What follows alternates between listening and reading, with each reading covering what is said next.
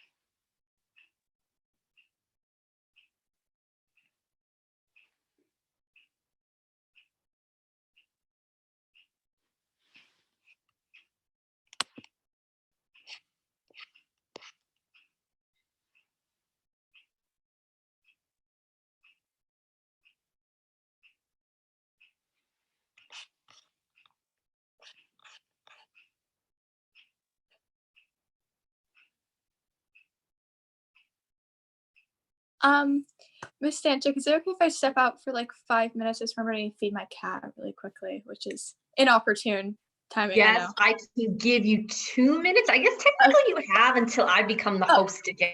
So I will push 3 minutes. Please don't. I want to be like run, but don't trip. Okay. All right, go feed your cat. So then, folks, with that, I mean, we have 3 minutes anyway until we start. So I'll wait for Mr. Jacoby to hand it back to me. We'll give as much leeway as we can to Miss Kosia, who needs to feed her cat, and then we'll get started with everything. So I'm going to assume, you can just use head nods here, that you stayed on last session to cover PO and docket. Yeah, heck yeah. Hopefully, we didn't waste too much time with that.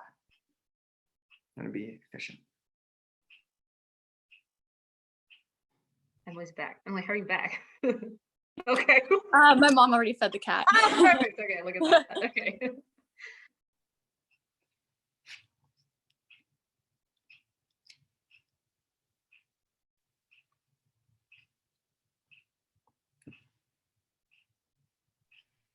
All right, folks, I just got approval to be the host. So I'm gonna get some logistical stuff so we can do as quick, thank you, Mr. Jacoby, of a hard time beginning at noon or 3 or 1 or 2, wherever you're at. So judges, welcome. Look, everyone, you have 2 new judges. Judges, yay! All right, we've covered everything with them, but as reminders to you, because you've been killer at it so far, please make sure that your judges are ready before you begin. All right, it's me now, because now I actively get to give you points for just taking notes. So make sure that I'm ready to go too. You've all been great on that. All right, as opposed to anything that's different, we've hit technological issues, gotten through those issues like one little family, and we will continue to do that. So presiding officers, if you take over, if there's an issue, I'll intervene like I have against speakers. I don't think we've run into that since session 1. If you lag, don't stop unless me or the judges stop you. Sound great? All right, that being said, folks, that's all that I have. So we'll get started. I'll open the floor for presiding officer nominations. Ms. Sadlek, do you have a nomination? Make sure you unmute yourself. I nominate the Honorable Representative Lee. I humbly accept. Mr. Lee accepts. Are there any other motions, Ms. Actor? Seeing no other nominations, I move to close the floor for PO nominations. I'm going to assume unanimous consent. Everyone shakes their head. Fantastic. All right, Ms. Actor, you're going to take over from here. All right, I'll obviously be right here, but if you need anything, let me know. I'm going to put myself on mute and then we can get started. All right, thank you, everybody. Thank you for electing me as your presiding officer. Once again, my name is Representative Lee. That is spelled L-I. And I just want to get straight into my timing procedures. Obviously, we cannot use a gavel as this is online. So instead, just like Mr. O'Leary, I will be using placards. I have a 2-minute placard, a 2:30 placard, a 2:55 placard, and at 3:05, I will raise my placard here to say, please conclude. At 3:10, I will automatically unmute myself and cut you off, as that is the hard stop for the TOC. Additionally, for questioning, I will give you a 1 like this at 20 seconds. And at 30 seconds, I will once again unmute myself and immediately call on the next speaker. Out of respect for our time, as well as the questioning periods, please end your sentence right where it is, just so that we can move this along a little faster. I choose speakers and questioners based off of randomness until precedence and recency has been established. And as per the TOC rules, I am keeping separate precedence and recency charts for speakers and questioners. Now, just for a couple little details, given that this is an online tournament, please make all points of personal privilege as all through the chat function, just like we've always been doing. You have been doing great with that. However, for motions and points of order, just like any normal round, I will let you unmute yourself at the appropriate time and call that out, as I do think those are urgent and do need to be addressed immediately. However, I will have my chat on standby at all times, so I should see all messages as they pop up. Are there any questions at this time? Seeing none, is there a motion on the floor? Representative Actor. I motion to open the floor for docket nominations. Your second? Any opposed? Assuming that unanimous consent, is there a nomination on the floor? Representative Chandy? Motion to nominate docket A, which consists of disabilities, prescription labels, and then copyright law. Disabilities, prescription, labels, copyright law. All right. Are there any other motions or nominations on the floor? Representative Sedlak? With barring any further motions, I move to close the floor for docket nominations. Seconds? Any opposed? Seeing none, we have adopted docket A, consisting of disabilities, prescription labels, and then copyright law. We will now move on to debate on the first order of business on our docket, titled Disabilities. Is there an author or a sponsor present? Representative Sedlak. I thank the chair. If you could just give me a moment to set up.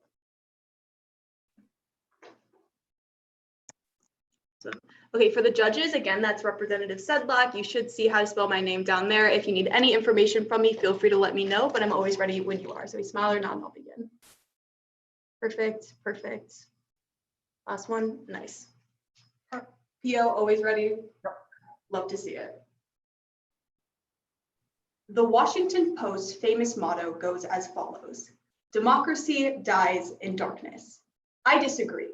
I say that democracy dies when this Congress looks at injustice in broad daylight and does nothing about it. Unequal access to education is undoubtedly a breach of justice in this country. Therefore, when this Congress strikes down this legislation, we are letting democracy die. But first, let's understand how this legislation uplifts students with disabilities by expanding the rights outlined in the American Disabilities Act and the Individuals with Disabilities and Education Act. Because currently, colleges and universities are allowed to avoid any accountability when it comes to actually providing accommodations to students with disabilities. That comes according to NBC in March of 2020, when they say that under the ADA, public and private colleges and universities must provide equal access to their education. But if an institution can prove that making accommodations constitutes an undue financial burden, they simply don't have to make any alterations. Essentially, if a college doesn't want to put in a new ramp or a new elevator to accommodate a certain student, they don't have to. Even so, according to courts in September of 2019, colleges often avoid offering accommodations for students with disabilities by saying that paying for construction would take away from financial aid, scholarships, and could even make fees more expensive. Whether or not any of this is true, today's legislation takes the burden off of colleges and universities and ensure each and every student has the accommodations they need to succeed in higher education. We do that through mandating a third-party evaluation of the accommodations that colleges and universities need to have to uplift students with disabilities.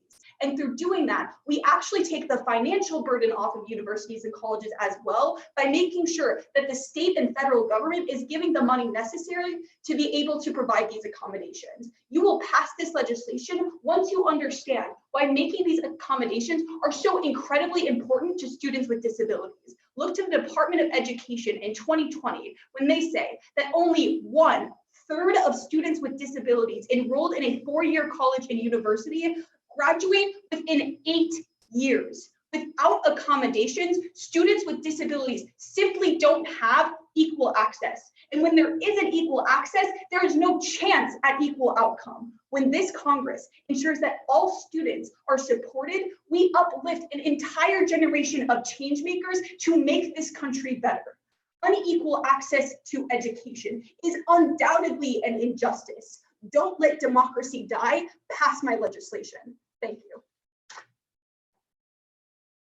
Thank you, Representative, for that speech of 2 minutes and 56 seconds. We're now in line for 4 blocks of 30 seconds of questioning. All questioners, please rise. That will go to Representative Akhtar Chandy, then Knowledge Haruvu. Hi, great speech. So where in today's legislation does it mandate that they have to provide accessibility? It says that they have to make accommodations for students with disabilities. Right. That is Right, but that accessible. doesn't say it's like the best or most effective. We're not actually conducting to see if every institution is following through, right? No, that's exactly what this bill does. It has a third-party actor go into each university and make sure that they have the accommodations necessary to be accessible to all students. So, Alright. okay. Representative Chandy. What percentage of secondary schools actually screen for disabilities right now? It's I quite don't low. know that number off the top of my head, but it doesn't really matter because under the passage of this legislation, it will be every single Why one. can't we just pass on the information that secondary schools collect from their screening and then pass that on to colleges and universities? I'm confused. So are you saying that all college and universities already do it or not all No, colleges? secondary schools do that. Secondary schools. Yeah. Well, I would say that because colleges and universities in the status quo aren't Hi, living up to Representative. those How can we accommodations, it doesn't guarantee matter. this funding to fund these programs at the state and university level? I'll say that again. Sorry, I didn't hear the beginning. So how can we guarantee funding for these programs and the tests from the state and university level if IDEA is already underfunded in the status quo? Yeah, totally. So by passing this legislation, we're saying that state governments have to ensure that accommodations are met. Through that, we're actually expanding the grant program so that if a college or university cannot pay for it, it's now covered by the state. The questioning block. Okay, moving. Would anybody like the final questioning block? Representative Beck. Hey, Rick. Thank you. So because the colleges are not bearing the financial burden of the improvements that they're making and the state is doing it instead, does the bill provide any accountability for the colleges? Okay, so the ADA and IDEA aren't giving that same accountability. This doesn't change that because colleges and universities will always have the ability to say that we can't pay for this accommodation. This says that the state will now pay for it and the accommodations are made. What I'm asking is what prevents colleges from spending ungodly Because we amounts of have money? a third party going in and saying, here are the accommodations that need to be made. The question period has elapsed. Barring any further motions, the speaker may mute herself. Seeing that will speech in the affirmation, all negative speakers, please rise. Representative Lin, unopposed. I thank the chair. For the reference of the chamber, my name is Representative Lin. That is LIN on the negation.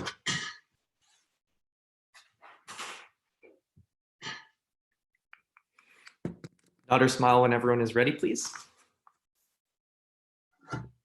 Good, good. Last judge. Good. When Lucas Goodwin, who has autism and an autoimmune disorder, requested a quiet place to study, his public school struggled to move his desk to a quieter space. Finally, they found a location, the bathroom. Are you serious? The IDEA Act was a great first step to accommodate the differently abled, but modern times call for more modern solutions. We can do better than this. Earlier in this chamber, we talked about how parental control of social media harms LGBT+ youth. We agreed that many teenagers should get a certain level of freedom from their parents, who may be less accepting of their orientation. And for the same reason, I stand here today on the negation. The first reason why I negate is because we need to reject parental control and we should promote student freedom. Now, Senator Sedlak spearheads a third-party evaluation, but at the same time, this bill will undermine students' freedom and privacy because the IDEA program specifically requires the involvement of a parental figure. Clause 3BI of Section 1414 states that the individualized education program team, which is the team that decides what education program is best fit for the student, must consist of the parent and the child. One of the key parts of college is discovering independence. It is reasonable for students with disabilities to look after themselves once they get to college. Otherwise, they'll never reach full independence. According to Kendra Rhodes with West Liberty University, without independent growth, adult decision-making is much harder. And the reason why I negate is because I believe that disabled students should have the choice to choose whether their parents are kept in the loop. But the second reason why I stand on the negation is because IDEA is a flawed program. It needs to be modernized, and we're just extending it to higher education by passing this bill. IDEA has inaccurate mechanisms embedded in its fabric. A study done by Barbara Bateman, a special education expert in 2014, found that there are a few issues with it. One is eligibility. Learning disabilities are often subjective, and it's very hard to boil that to numbers, which the IDEA evaluation tests try to do. Second, the evaluation is flawed. You are minimizing a child's nuanced and complex set of abilities to a few numbers. There is no way that this will result in adequate and personalized solutions for children with disabilities. Now, the DOE has stated that a team using professional judgment is much more effective than formulas in correctly identifying students with learning disabilities, and that's what I advocate for. What's more, colleges already know the flaws in IDEA and have adopted their own programs better already. But the issue is that 17% of college students with learning disabilities take advantage of these. What we need to be doing right now is to raise awareness and let the colleges know to get these resources out better. The system in place right now is actually much more efficient and also gives students more liberty to choose what kind of adjustments they need. At the end of the day, they know themselves the best. We just need to raise awareness of these resources. Privacy is not just about protecting yourself. It's also about protecting the more vulnerable. From social media to higher education, rejecting this bill is the first step in giving the differently abled a fair choice. Thank you. Thank you, Representative, for that speech of 3 minutes exactly. We're now in line for, once again, 2 minutes or 4 blocks of questioning. All questioners, please rise. That will go to Representative Sedlak and then Representative Kosia. Then following our back. Hi, Representative Lynn. Hey. I'm curious, what is better for targeting these issues? An overarching federal law or individualized plans for each and every university? So, Senator, while I agree that we definitely could implement more federal standards for higher education, at the same time, I disagree with the mechanism of this bill. I think that independent evaluation where parents don't need to be kept in the loop would be preferable for a lot of students. Yeah, definitely. But wouldn't you say that, like, when we look at the issue like case by case, it can change whether or not a parent has to be involved or not? Ms. Castillo? A lot of disabled students feel very ignored by our government. What kind of message does this send to our constituency if we overturn yet another piece of legislation aimed at helping people with disabilities? Well, first, by negating, we're not overturning legislation. And second, by affirming, we're extending a piece of legislation that is outdated and has been shown to have issues. We need to modernize it and make it better. But we're talking about what kind of message does this send to your constituents? That we don't care, right? No, that we care more. Mr. Thank Back? you. You discussed how parent involvement in this process could be harmful to the students' Yes. ability to get their own thought process. But at the same time, can you substantiate any specific harm of parents being involved in only this process? Yeah, sure. So for instance, in some places, parents are less accommodating of, there's a lot of ableism. They're less accommodating of learning disabilities such as dyslexia, ADHD. They try to cover it up. And students don't have to be Anybody forced like to the last questioning block? Mr. O'Leary. Hi, so let's talk about the structure of the IDEA Act. So is the reason that the IDEA Act flawed because it hasn't been enforced correctly or because it's inherently a structural problem? Probably both. Okay, okay, so if you think it's both, so which one's a bigger problem in the status quo? Well, it's really hard to quantify that, but I think one of the major issues is evaluation, and that's what I talked about. Right, because the IDEA Act hasn't gone through a lot of enforcement by a lot of different schools, right? And also its evaluation is wrong. I mean, that's structural as well. Okay, but it's important to realize that there is a lack of lapsed. Barring Thank any you. further motion, speaker may take his seat and mute his mic. Seeing that what is speech in the negation, all affirmative speakers please rise. Miss Kashia Miss Kashia. I thank the chair. Just for the reference of the judges in the chamber, I'm Senator Kosia. If I could get a nod or smile when you guys are ready. Oh, or thumbs up, I guess. Thank you, Mr. Gray. Sorry, I have to scroll. Okay, thank you, Madam Harley, PO, and Mr. Burnett. Are you good too? Awesome. All right. And all right, okay. For far too long, this Congress has only represented our able-bodied citizens, ignoring and overlooking people with disabilities. However, now is the time to change that precedent. Because according to the DRC, a legal rights organization based in California, existing federal structures meant to protect disabled students in higher education are weak and too diversified. Every college sets its own rules of the game. This lack of unified protocol for students entering an institution of higher education has paved the way for abuse. Indeed, Scott Jasic of the Hecher Institute on Education explains last year this allowed people to take advantage of weaker protections for some colleges, gaming the system against disabled students. Passing this bill would standardize the system, creating a singular method of identifying and protecting the rights of disabled students in ways that existing laws cannot. But we already knew that. So what happens with a negation ballot? Well, two flaws in our higher education will go completely untouched. First is college abandonment.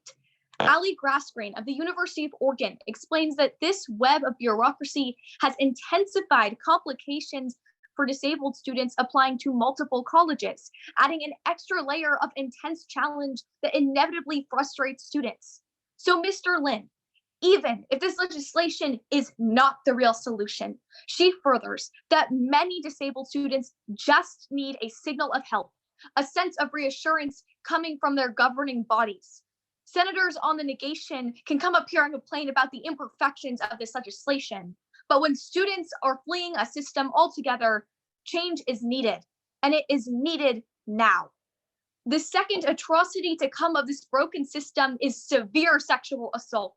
The Chronicle explains in January of 2018 that because many colleges don't have a procedure for correctly identifying students with disabilities using modern protocols, such as the ones in this bill, vast amounts of students have their disabilities go unrecorded in university records. While that alone is outrageous, it has bred a disgusting system rotting in sexual assault. Disabled female college students are twice as likely to be sexually assaulted when compared to those without a disability. However, when colleges don't use accurate disability records along with sexual assault reports, it becomes almost impossible for them to target a major factor relating to ableist vulnerability. Students with disabilities are not only off colleges' radar in terms of sexual assault policies and procedures, they are invisible. We can no longer afford to ignore our disabled constituents. We can only afford to affirm. Thank you, Representative, for that speech of 3 minutes and 6 seconds. We're now in line for 2 blocks of questioning. All questioners, please rise. That will go to Representative Lin and then Representative Beck. Thank you. So I think both the affirmation and negation in this debate want to equalize opportunity for the differently abled. Do you think the differently abled should be compelled to disclose their disabilities to both colleges and their parents? Well, I think their parents probably know about their disabilities, but I also think that at the point at which disabled students are asking for change to happen, it seems as though the majority of them think it's important. Thank you. So how exactly does screening for disabilities provide solvency for the increased rate of disability sexual assault on college campuses? Okay, so the main problem with these sexual assault cases is that a lot of times when female students try to express what's happened to them, they don't have the adequate, they don't have they need like interpreters or sometimes they need like extra help to try and get their story across because of barriers and such. And that's not provided because there is no system for Question period for has elapsed. Barring any further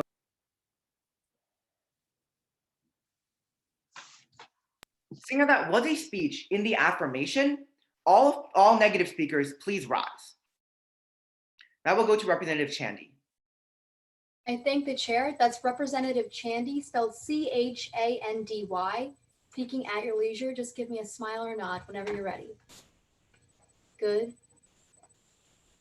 Harley, good. Judge, good. All judges, good? Okay. Good. As we discuss this bill, let's remember that all U.S. schools, elementary, secondary, and post-secondary schools are already bounded by laws for disability compliance.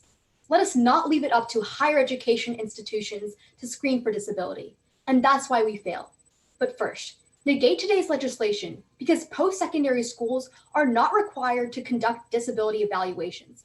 Per the U.S. Department of Education, neither a high school nor a post-secondary school or higher education institution is required to conduct or pay for a new evaluation to document disability and need for any academic adjustment. A student therefore has to pay or find funding to pay an appropriate professional for an evaluation. But senators in the affirmation make it appear as there are no resources for disabled students beyond the secondary level, but that couldn't be farther from the truth. If a student is eligible for services through the state vocational rehabilitation agency, the student may qualify for an evaluation at no extra cost. According to the U.S. Department of Education, its Office for Civil Rights enforces two major acts in relation to disabilities, the Rehabilitation Act and the American with Disabilities Act. Both these acts prohibit discrimination on the basis of disabilities.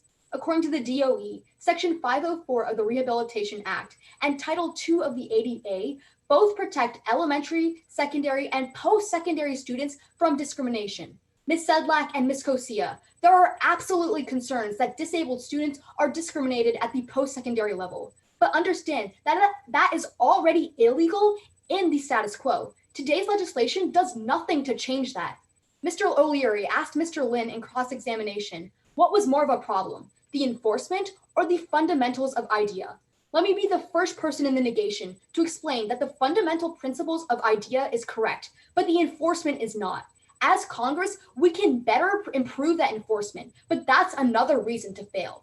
Second, fail today's legislation because school districts are best suited for disability evaluation and not higher education institutions. For instance, Section 504 requires a school district to provide a free, appropriate public education or FAPE to each child with a disability in the district's jurisdiction. Whatever the disability, a school district must identify an individual's educational needs and provide any regular or special education related aids and services necessary. Unlike our lower education schools, higher education is not required to provide FAPE. Even if we were to pass today's legislation, we are not giving any resources to these colleges or universities in order to change the current situation we see in the status quo. School districts are therefore the best suited to screen for disabilities because they have that FAPE requirement. We all know that it is imperative that we care for our disabled students, but today's legislation doesn't change anything in the status quo that we fail.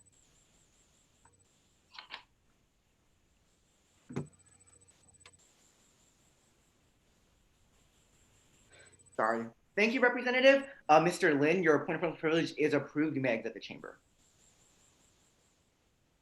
We now thank you, Representative. That speech was a time of 3 minutes and 6 seconds. We're now in line for a minute of questioning. All questioners, please rise. That will go to Representative Actor, then Representative Tang, and then Representative Actor. Sorry about that, but do you know what the difference between the IDEA Act and those 504 plans that you talked about? Okay, so the IDEA Act actually provides resources, but what I was talking about in my speech earlier is that there's already laws making sure that having So you're saying they're practically the same, right? No, I never said they were practically the same. The only time I mentioned IDEA was stating that this Congress can better enforce IDEA. So why don't we need the extra things that IDEA provides? Representative Actor? Okay, so if we're having a state agency or even the institution themselves conduct these assessments, why is that a problem? Why is that not changing the status quo? Okay, because as I stated in my speech, when you have secondary schools, they are better equipped to actually provide resources because they have things such as public school buses or actual speech therapists, whereas colleges don't have that. Right, but colleges can get these opportunities from today's legislation, right? They might, but that necessarily might not happen in the status quo. The question period has elapsed. Barring any further motions, the speaker may mute the mic. I thank the chair. Seeing as that was a speech in the negation, all affirmative speakers please rise. Wait, motion? State that. Just motion to point of personal privilege. State that. Exit chamber. And Mr. Lin, your motion to return, your point of privilege to return has been granted as well. All negative speakers or all affirmative speakers, please raise your placards again. My apologies. That will go to Representative Nala Chiruvu unopposed. I thank the chair. My name is Representative Nala Chiruvu, speaking for the first time this legislative session. At the leisure of all those above me, any sign of indication when you're ready and I can begin. Judges. Okay. Okay, Carly, are we ready? Okay, cool. We've all heard of this Dr. Seuss book, Oh, the Places You'll Go. In that book, we're talking about people's futures and the independence that they have. The reality is, however, to a lot of disabled students, they don't have hope for their future or independence in many cases. But it is because of the fact that this legislation provides for both of them for many disabled students that we affirm. First, understand that this legislation is a necessary shift to make in the after effects of online learning. We see that when online learning becomes a regular thing, disabled students constantly fall behind. But the reality is, due to coronavirus, we don't always know when it's going to end. And for this, I turn to Cindy Wiley, a digital accessibility coordinator for Iowa State's Information Technology Services, in April of 2020, who tells us that Wiley said, although some faculty members may have discussed digital accessibility in the past, they might not be aware of the importance of ensuring it for all students and may not understand that it goes beyond making accommodations for individual students as specifically requested. Institutions can and should do better by making investments in software that continuously provide alternative accessible material formats for students with any disabilities. So with this legislation, we're going to see that universities will be required to give disabled students the resources they need to do well as through their education. And that also includes investing in software that will make e-learning easier and more accessible, which means affirming today can provide students with educational resources whether or not they are on campus. And that is why we affirm, because although Representative Chandy talked about programs like vocational rehabilitation, we need to expand them for every part of the student's education, whether or not they remain on campus. As the book said, you can steer yourself in any direction you choose. If we affirm today, we can steer those children towards a future that they want. And now that we understand how this bill is more necessary than ever, let's talk about how the existing conditions require all institutions to take action. That's because in the status quo, the burden on college planning falls mostly on students and their parents. So high schools don't focus on college planning in this status quo, but that changes on the affirmation. Because although Representative Lin tells you that parents will become too involved, the reality is that they're over-involved in the status quo. And for this, I turn to the Hetchinger report in December of 2017, which tells us that parents often have to take on the burden of making sure that children are getting the support they need to meet their transition goals, because schools simply don't devote enough resources to this part of special education. The plans often don't include training in other essential skills for college, such as how to study. Educators often don't think about the future until it's too late. So right now, high schools don't do enough to prepare students because they believe college isn't that common for many of their disabled students. The reality is, when we affirm today, we give colleges the resources to provide for those important skills like learning how to study, and we also provide schools with the incentive to provide for more clear transition plans. When a children's book advocates for hope and we don't provide it, we set a bad example. If we want to change that, we affirm. Thank you, Representative, for that speech of 3 minutes and 2 seconds. We're now in line for a minute of questioning. All questioners, please rise. That will go to first Representative Chandy. then Representative Lynn. Hi, so let's actually clarify what these resources are. Is the IDEA Act actually giving more like speech therapists, or what other kind of resources are we giving to these colleges? So the idea, well, to colleges, we're seeing that we're giving them the ability to test students for like disabilities, but we're giving colleges the ability to provide resources and plans for like quality education How for the effective students. are those resources if colleges don't have things like speech therapists to make sure that they carry through with those resources that we provide in today's So legislation? colleges will have the resources that are necessary. Sorry. Thank you. Can you explain to me what you mean when parents are over involved in the status quo? So in the status quo, even though it's a responsibility of educators to create transition plans, which are how people like have the resources necessary to transition to independence, that's not actually occurring because schools aren't doing enough. But when we give colleges the resources to like fund the IDEA Act and make sure that it's followed through with, we're going to see those plans. So then why are we involving parents even more in the evaluation process? The If you question period has elapsed. Barring any further motions, the speaker may mute her mic. A note to the chamber, if you are raising your placard for a question or for whatever reason, please make sure that it is very clearly visible on your screen. Otherwise, I am going to assume that you are not raising your placard and I will not consider you in precedence of recency. Seeing how that was a speech in the affirmation, all negative speakers, please rise. Representative Nalamothu, unopposed. That's Representative Nalamothu, N-A-L-A-M-O-T-H-U, speaking on the negation. Any indication from my judges when you're ready would be great.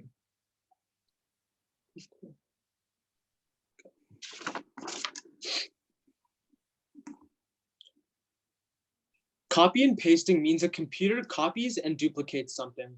But when we copy and paste, we often tend to miss something. We're going to fail today's legislation because this legislation forgets a key aspect that will end up isolating disabled students in higher education because we lose a key tool in their inclusivity process, a local education agency. A local education agency, or an LEA, is a public authority that is designed to oversee the implementation of federal education policies.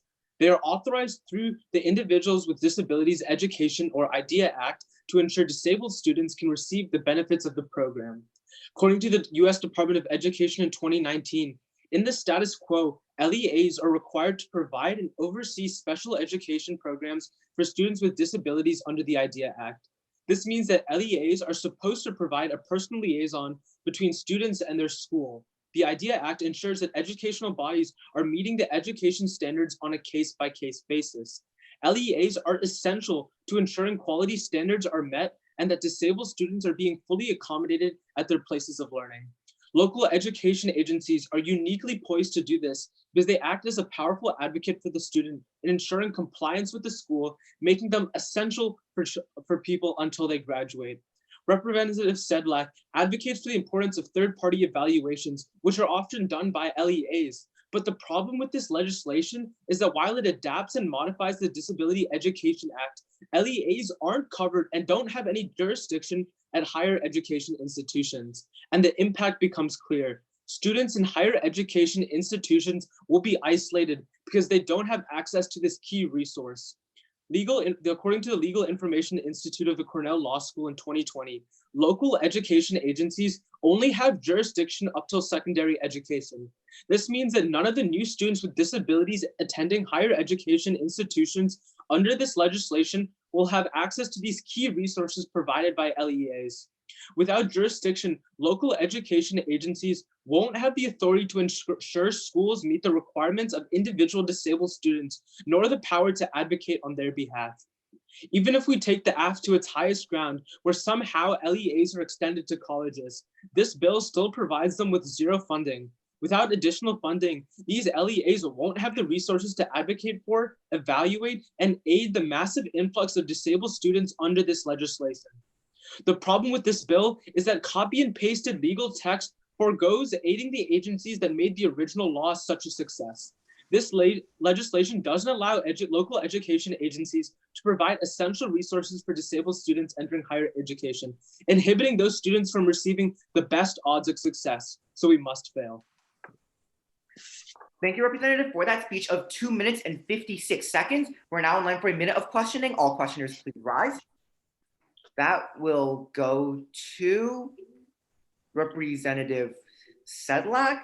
Oh, sorry, Representative Nella Charugu, and then Representative Sedlak. Okay, hi Representative. Why isn't it enough that the Department of Education is meant to implement this and that local education agencies are actually the one testing students? Can you repeat the question, sorry? Yeah, so like in the bill, local education agencies are the ones like evaluating students, right? Yeah. Why isn't that enough in terms of like ensuring that LEAs So, have some? With the original IDEA Act, those LEAs actually acted as individual advocates for disabled children. But under this legislation for people going to higher education institutes, they won't have access to that resource anymore. So I'm going to go off the last previous question and Cool. ask, I don't understand how today's legislation deauthorizes them when it gives them more power to hold the entire university accountable. So they're technically separate agencies. So in the status quo, they only have the authorization to advocate for and jurisdiction for up till secondary education. But this bill doesn't extend their authorization to advocate for and have legal jurisdiction. The third party evaluating these universities. The questioning period has elapsed. Barring any further motions, the speaker may mute his mic. Seeing that, will the speech in the negation, all affirmative speakers, please rise. That will go to Representative O'Leary. I thank the chair. Hello, everybody. I'm Representative O'Leary. That's O'Leary spelled O-L-E-A-R-Y. Is this a good volume? Can everyone hear me? All right. Judges, Parley, PO, just let me know when you're ready and I'll begin. Thumbs up from all my judges, PO, Parley, all right. If there's one thing I've always remembered from the lessons I learned in my elementary school history class, it was when my teacher told me that history repeats itself. Even though this has remained one of the most popular mottos for not just history class, but for decision-making as a whole, I'm pretty embarrassed to say that I've never understood what it meant until now. Even though this Congress has prided itself on overcoming inequality and segregation, we've ignored the segregation that's remained persistent in the one place it matters most, the classroom, where our future is born. Pass this legislation to ensure that we stop inequality before it ever reaches the classroom doors. First, you pass this legislation by learning a lesson about equal opportunity. You pass this legislation because it creates inclusionary programs. Now, Ms. Chandy argued that the enforcement of IDEA is the biggest problem, and I agree, and that's exactly the reason that you should be passing this legislation, because it puts section 1416 of the IDEA Act into effect, which allows for the adaptation programs with better monitoring of educational programs. So, Ms. Chandy, this legislation provides monitoring and reform to the disabled education system. Why? Let's understand why that's crucial. The Atlantic explains in June of 2016 that although the IDEA Act has long required schools to develop transition plans for job training, a majority of adults with intellectual or developmental disabilities often still remain unemployed or underemployed. Now, Mr. Lin explains that the IDEA Act is inherently a flawed system, which normally would be a problem, except he doesn't explain why it's flawed in the first place. That's a lack of enforcement by schools. We turn to the College of Education and Human Development in November of last year, where they explained that despite the vast array of statewide and education reforms occurring in virtually all the states, most states have yet to consider special education and students with disabilities as an integral part of their overall reform efforts. All too often, students with disabilities are maintained in separate, segregated special education systems, regardless of IDEA. What this legislation does is it ensures proper educational reform by essentially allowing for inclusionary programs. What this does is it ensures that disabled students are able to assimilate themselves into a society alongside their non-disabled peers. That impact gets an A+ in my class. But the second reason that you pass this legislation is because it improves economic opportunity. I want to analyze the negation's ideas about ideas really fast. Mr. Lin started off the negation's advocacy by explaining that IDEA was problematic because of its inefficient processes of screening. The problem with this argument, Mr. Lin, is that there's no such limited enforcement of IDEA in the status quo that we can really never get accurate statistics about IDEA until we pass this legislation. This legislation changes that by enforcing the development of better screening and increasing funding. Here's why that's important. The Center for American Progress explains in January of 2015 that the poverty rate for working age adults with disabilities is nearly 3 times higher than that of working age adults without disabilities. Let's ensure that less individuals with disabilities continue to act in the same way that history has in the 1900s. Stand on the affirmation. Thank you, Representative, for that speech of 3 minutes and 9 seconds. We are now in line for a minute of questioning. All questioners, please rise. That will go to Representative Actor, then Representative Chandy. Hi, so part of the IDEA Act you were talking about, where does the enforcement mechanism come from with today's legislation? Section 1416 of the IDEA Act allows for better monitoring and regulations on most educational disability programs. Who's doing the monitoring? The IDEA Act, the people in charge of IDEA, or us? It's a little bit of both. It's mostly enforced by the IDEA Act and its rule of law, but it's also enforced by parts of Congress. Right, and so Representative Lynn already told us how those enforcement mechanisms were failing. So why is this any different if they're still enforcing it at the end of the day?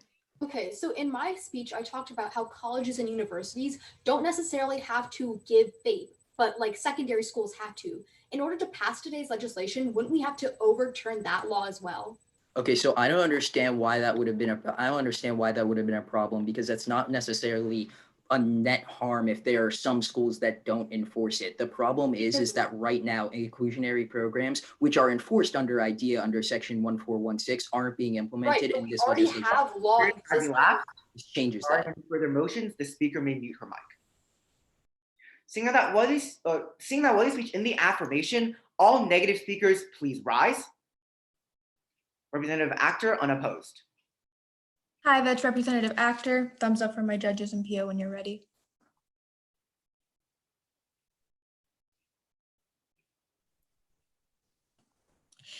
In 1975, we passed the Individuals with Disabilities Education Act to promote more opportunities for disabled Americans. And we're trying to do the same thing with today's legislation, but we're missing one key word: accessibility, which isn't being improved in the status quo, nor with today's legislation. So negate, because one, we need to actually train to help professionals, to help students with disabilities. But second, most importantly, accessibility isn't being improved. That's why we fail. First, we have to better the training in mechanisms that are actually in place within these institutions.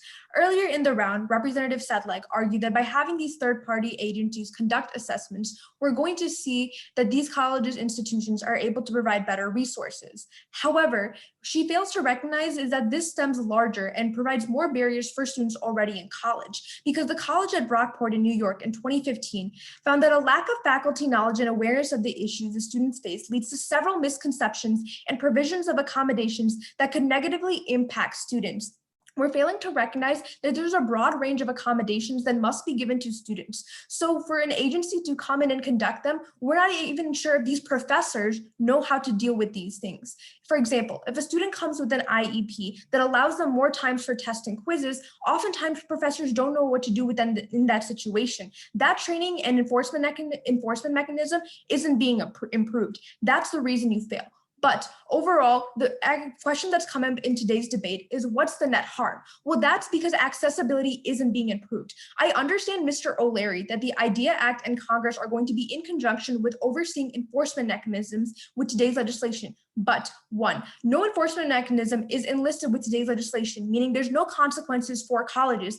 And second, we've already seen in the status quo that hasn't worked. So we're just repeating the same failed processes. In today's debate, we haven't brought up concrete examples of what happens at these institutions. So allow me to explain what Inside Higher Ed in 2018 found that 50 lawsuits were filed last November as colleges violated the ADA, as websites were not accessible to people with disabilities. What this led to is drive-by litigations, essentially quick settlements these colleges pay because they don't actually want to improve their accessibility. That's the enforcement mechanism Representative Sedlak argues that's going to be there that isn't present. Enforcement mechanisms are nowhere in today's legislation, meaning there's no consequences if a college follows through or not. Colleges are a money-making business at the end of the day. They can pay off these lawsuits, and Americans with disabilities are harmed at the end of the day.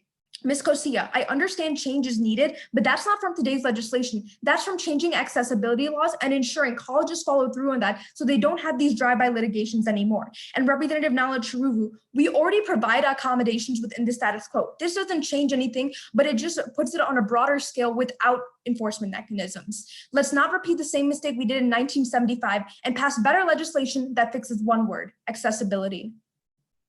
Thank you, Representative, for that speech of 3 minutes and 1 second. We're now in line for a minute of questioning. All questioners, please rise.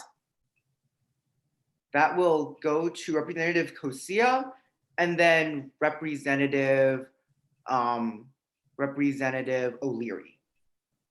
So today we have the opportunity to standardize the way that children with disability are treated at universities across the nation. It's a standardization that's key. Why would we wait more?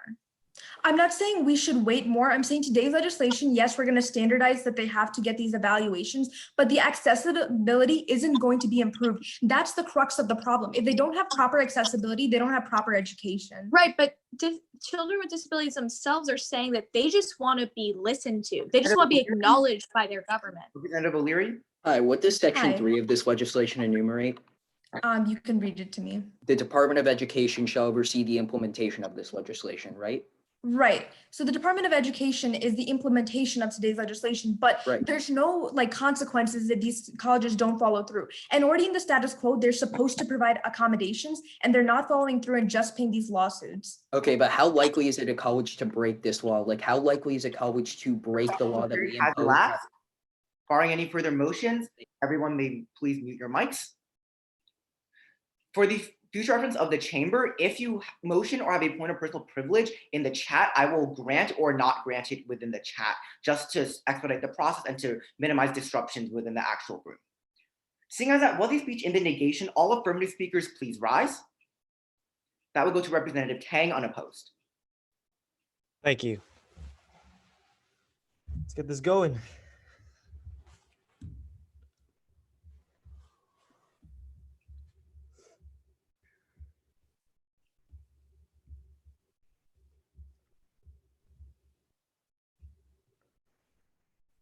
Perhaps the most beautiful thing of the IDEA Act is its ability to promote inclusivity and feel like everyone is welcome. If we just took a time back and went back like a century ago, you would have seen that kids with disabilities were treated a lot different and put in different classrooms. But now that IDEA has spread across the United States, a lot of people can call someone who is disabled their friend. And that's what really matters to me today. First, let's go upon the arguments that the negation is making and see why they fall flat. The first most important argument is brought up by Representative Lin, in which he explains to us that because all of these students have to follow under the IDEA Act, they will go through all these processes and numbers and so on and potentially infringe on their rights. But that's actually not true, because if we look towards Section 2D, it explains that the agency proposing to conduct an initial evaluation needs to obtain the informed consent of the person with the disability. So if that person does not want to have an evaluation done, they don't need to. Therefore, most of your impacts there fall flat. Another key argument that's brought up is that colleges don't have enough resources. Why should they do it? There's no incentive. Someone even said that they're profit-based. Well, there actually is an incentive, because as the Federation of American Scientists explains to us on August 29 of 2019, that Part B of the IDEA Act provides federal funding to states who follow through. It's like the carrot on the stick. Even if they don't have the current policies, we can give them money if they follow through. That's why that actually happens. And another concern thing is about accountability, and there's really nothing there. However, as understand.org explains to us, that most colleges have a disability services department that is specifically designed to run this. There are measures in place to follow through. We just have to affirm today's piece of legislation. Next, let me go over why the affirmative wins on why IDEA is good and not bad. The reason why I say this is one of the things that IDEA is meant to do, and that is to provide a least restrictive environment for a student to study in. That means the students should spend as little time as possible outside the general education classroom. According to Inside Higher Education in October 10 of 2015, they explained that the lesser acknowledged impact of IDEA is the impact on people who aren't disabled, the friends, the fellows, and the peers. Those people under the IDEA Act have a less fear, have a less stigma, and overall, it's just a better learning environment. We teach those with disabilities a valuable lesson, and those with not about acceptance, patience, and diversity. Over time, if we affirm today's piece of legislation, the only thing that comes out of it is more inclusivity and more education for those who need it the most. For those reasons, I beg of you, affirm. Thank you, Representative, for that speech of 3 minutes exactly. We're now in line for a minute of questioning. All questioners, please rise. That will go to Representative Lin, then Representative Nalacharuvu. Thank you, Senator Kang. Can you tell me a bit more about the disability accommodation centers on colleges? The disability set, so basically just like you know how they have a department of like undergraduate admissions, they also have a department for disabilities in which they have an executive officer, running And it. how are those working right now? So those are actually extremely successful in providing academic adjustments, but they can't do anything else than like, for instance, giving them like a hearing aid or like a wheelchair stuff, because they don't have the resources, right? But the IDEA Act gives them the funding. Hi, Representative. So you talked a lot about like Part B grants in your speech, but Mhm. isn't it true that those are underfunded in the status quo? No, they're not underfunded. Okay, so right now, aren't those grants specifically for like elementary and like schools up till 12th grade? That's why we passed this legislation. So we So extend. if we extend the funding, aren't we stretching the resources thin across a larger group of students? But that's not necessarily a bad thing. Like either A, we can just increase the funding. Barring any further motions, everyone please mute your mics. Seeing that was the speech in the affirmation, all negative speakers please rise. Representative Beck, was that your plaque? No? Okay. Again, all negative speakers please rise. Seeing none, the chair highly frowns upon a one-sided debate, but all affirmative speakers please rise. Representative Beck? Thank you. I'm Representative Beck. That's spelled B-E-C-K for the judges. Will I get a thumbs up for my parliamentarian, presiding officer, and judges? We'll begin. So I got 1, 1, 2, 3. Okay, all good. Some of the people regarded as the best geniuses of our time, including Albert Einstein and Isaac Newton, have been retroactively diagnosed with learning disabilities. The thought process here is that if they were able to achieve all that they did with the situations that we're trying to solve in today's debate, then what can we achieve if we give everyone like them the opportunity that they need? So first, let's weigh today's entire debate on one premise: accessibility. Because at the end of the day, that is the crux of today's debate, whether or not this bill will make education more or less accessible. So first, Representative Sadler kicked off today's debate when she tells us that the bill will extend rights past what the American for Disabilities Act and IDEA and other laws provide. The impact of this is that the current gaps in advocacy are filled when you affirm today's bill. But then Representative Lid talks for the negative when he says two things. The first, that today's bill will build on flawed programs and protocols, which means it's completely flawed. But Ms. Sadler completely refutes this when she says that through Section 2, this expands on existing programs in the right ways, when it provides more infrastructure and more protocols and programs. So Representative Lin, I like where your thoughts going, but we're not looking at the full picture. And when we do that, we'll understand that we're not only building on flawed programs, but we're adding to the flawed programs and then building on them. But the second thing you say is that this bill will undermine student independence because the disability evaluation process involves parents, citing a need for complete student independence during college. But he is correct. This process does provide some parental involvement. But at least let's take a moment and reframe parental involvement and understand what it really entails and why it's actually a good thing in some circumstances. We can look to Jackie Miller, who writes for the Hatching Report on November 11th of 2017, when he says that when he interviewed parents, the majority of them reported that in high school, the schools expected parents and students to work on soft skills that were unique to students with learning disabilities. The impact of this is that when the school left the picture, the impetus was on the parents and the students. And as the parents reported, without the parents there, the students most likely would not have learned those soft skills and would not have got through the process. A very similar thing is what we can expect in the evaluation process in college, meaning that without involvement, we see massive inhibitors for these children who already have learning disabilities. The impact of this is that without at least some parental involvement, students who already are behind will fall even more behind. So Representative Lin, your argument fails on two falls. But finally, Representative Kosia brings this argument out of the classroom into the entire college campus when she tells us that the current structure is too weak and that this bill adds onto it outside of the classroom. We can look to Chris Foley, who writes for US News on May 18th of 2018, when he tells us that the primary issue in online learning and on-campus learning is that schools simply don't know about disabilities. So when we can do this process, inform schools about disabilities, then we know everything. If we can pass today's bill, we can create hundreds of thousands of more Einsteins and Newtons and inhibit them none. That is why we pass. Thank you. Thank you, Representative, for that speech of 3 minutes and 8 seconds. We're now in line for a minute of questioning. All questioners, please rise. That will go to Representative Chandy, then Representative Litt. Hi, Representative. So a reason why IDEA is so successful at the secondary level is because the state requires that these schools have IEP meetings with parents. That is actually not enforced through today's legislation. How are parents ever going to actually get any feedback about their children's progress in school then? Yes, so what I was referring to is the fact that most colleges and most state protocols involve parents within the learning disability process. And if I hear correctly, that was what Representative Lynn was referring to. So yes, while this bill never specifically mandates any direct parental involvement, it's already built in. Thank you. So I understand that you talked about how the parents of some differently abled children are very accommodating and helpful. And I know a lot of us, we have fantastic parents, but what about those parents that are less accepting or accommodating? So yes, for parents that aren't accepting and accommodating, that's unfortunate. But at the end of the day, the good of having parents that are involved far outweighs the risk of having some lack of independence because of parents that aren't involved. The period has elapsed. Barring any further motions, everybody please mute your mics.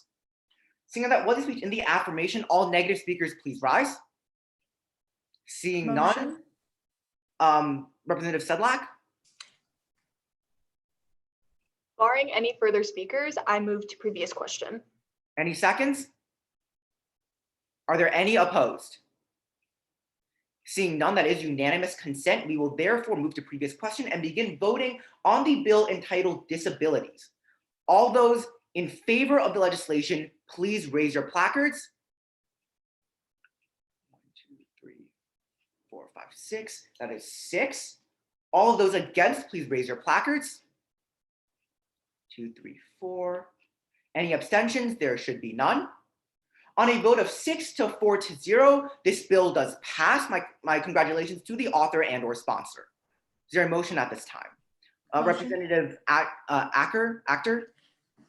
Seeing a natural break in debate, I move for a brief 5-minute recess. Are there any seconds? Are there any opposed? Seeing none, so ordered, we will now move to a 5-minute recess. Please be back here by 4:02.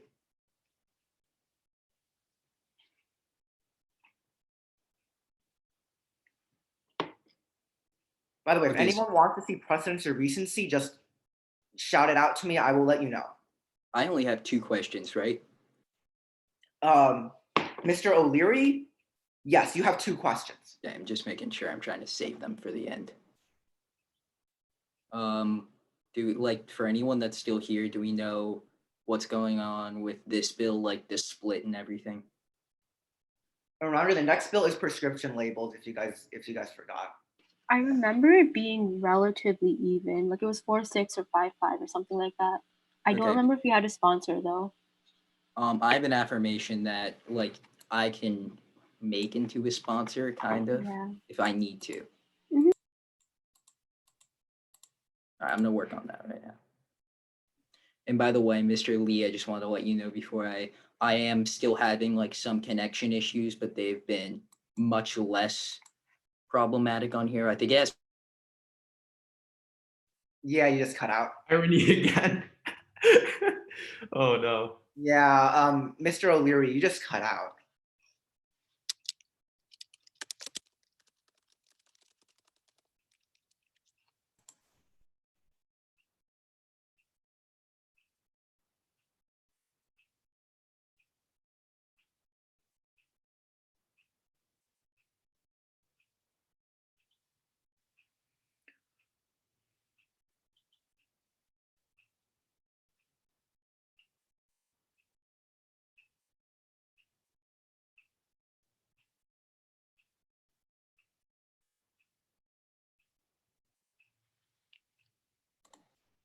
Yeah, every time, whenever you mention you have a connection issue, it cuts out on you. I'm not even gonna mention it anymore.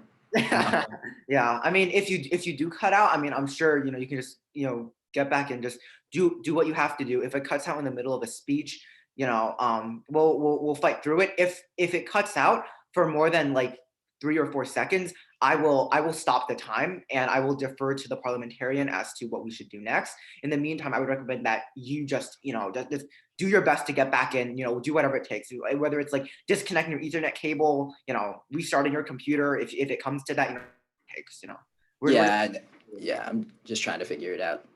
Yeah. But all right, I need to do something really fast.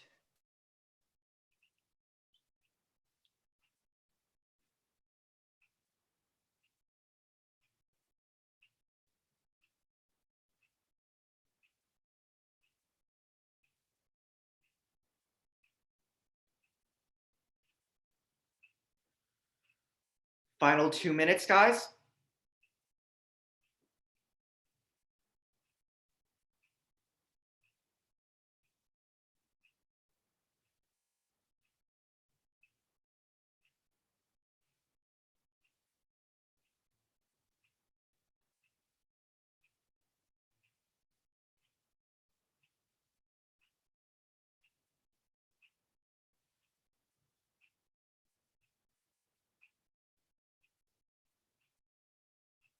Mr. Lee, really fast.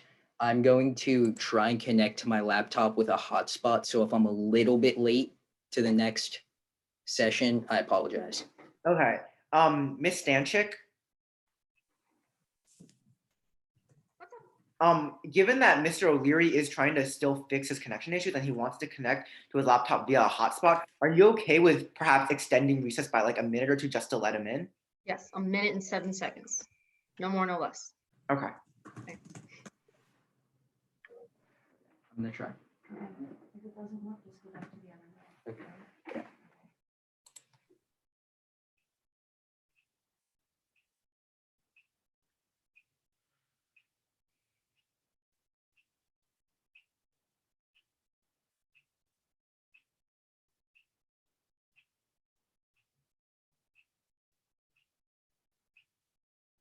All right, everybody. We are 4 minutes and 30 seconds into our break. Please begin making your way back. We may extend break a little bit just because Mr. O'Leary is trying to connect to a hotspot, but he seems to be on. So we'll see what happens.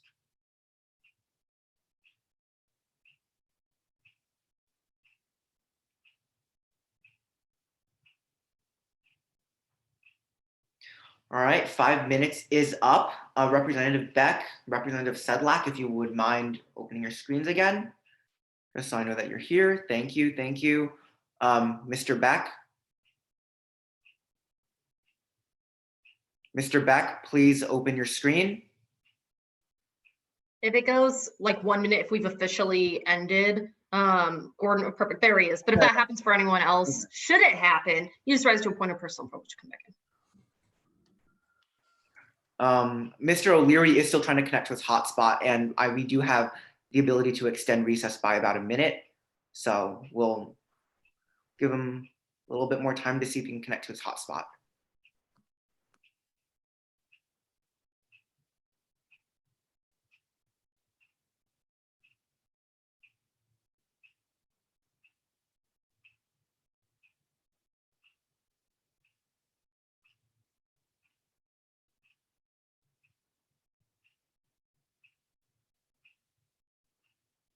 A minute and 7 seconds has passed, exactly as our parliamentarian has wished. Ms. Stanchik, would you prefer us to proceed, or would you like us to wait for Mr. O'Leary? You can go ahead and get started. He knows at this point that when he does pop up, you might hear something, but he should pop in soon enough to recognize either one, he absolutely shouldn't speak because he'll see someone else is speaking, or two, and I see an American Heritage coming on, so maybe I've bought us some time, he can rise to a point of personal privilege in the chat. Okay, so if he bops in right before someone's about to start speaking, you can acknowledge him. If not, you can just chill there for a second or 3 minutes. Okay, Mr. Lee, so you can go ahead and get started. Before we begin, I do see we have a couple observers in the room. Mr. Tab did pop in. Tab did pop in saying that we are live on YouTube. So if you wouldn't mind, please getting out, because they did ask us to try and have only participants and judges and maybe the occasional Tab observer in here. So you get about 30 seconds observers and then you go bye-bye. Oh, look, they're gone. Okay. Okay, well, I think they're leaving now. All right. Anyway, after a little bit of delay, I call this session back into order at 4:05 p.m. Welcome back, Mr. O'Leary. Hopefully our connection will be a little better this time. We will now move on to our next order of business on the agenda, entitled Prescription Labels. Is there an author and or sponsor present? I repeat, is there an author and or sponsor present in this chamber right now? This is very disappointing. You cannot begin. Oh, Mr. O'Leary. Sorry about that. Okay, I'm going to do my best here. I'm really sorry about all of the issues that I've been causing. Is this good? Like, can everyone hear me? Everyone all right. Okay.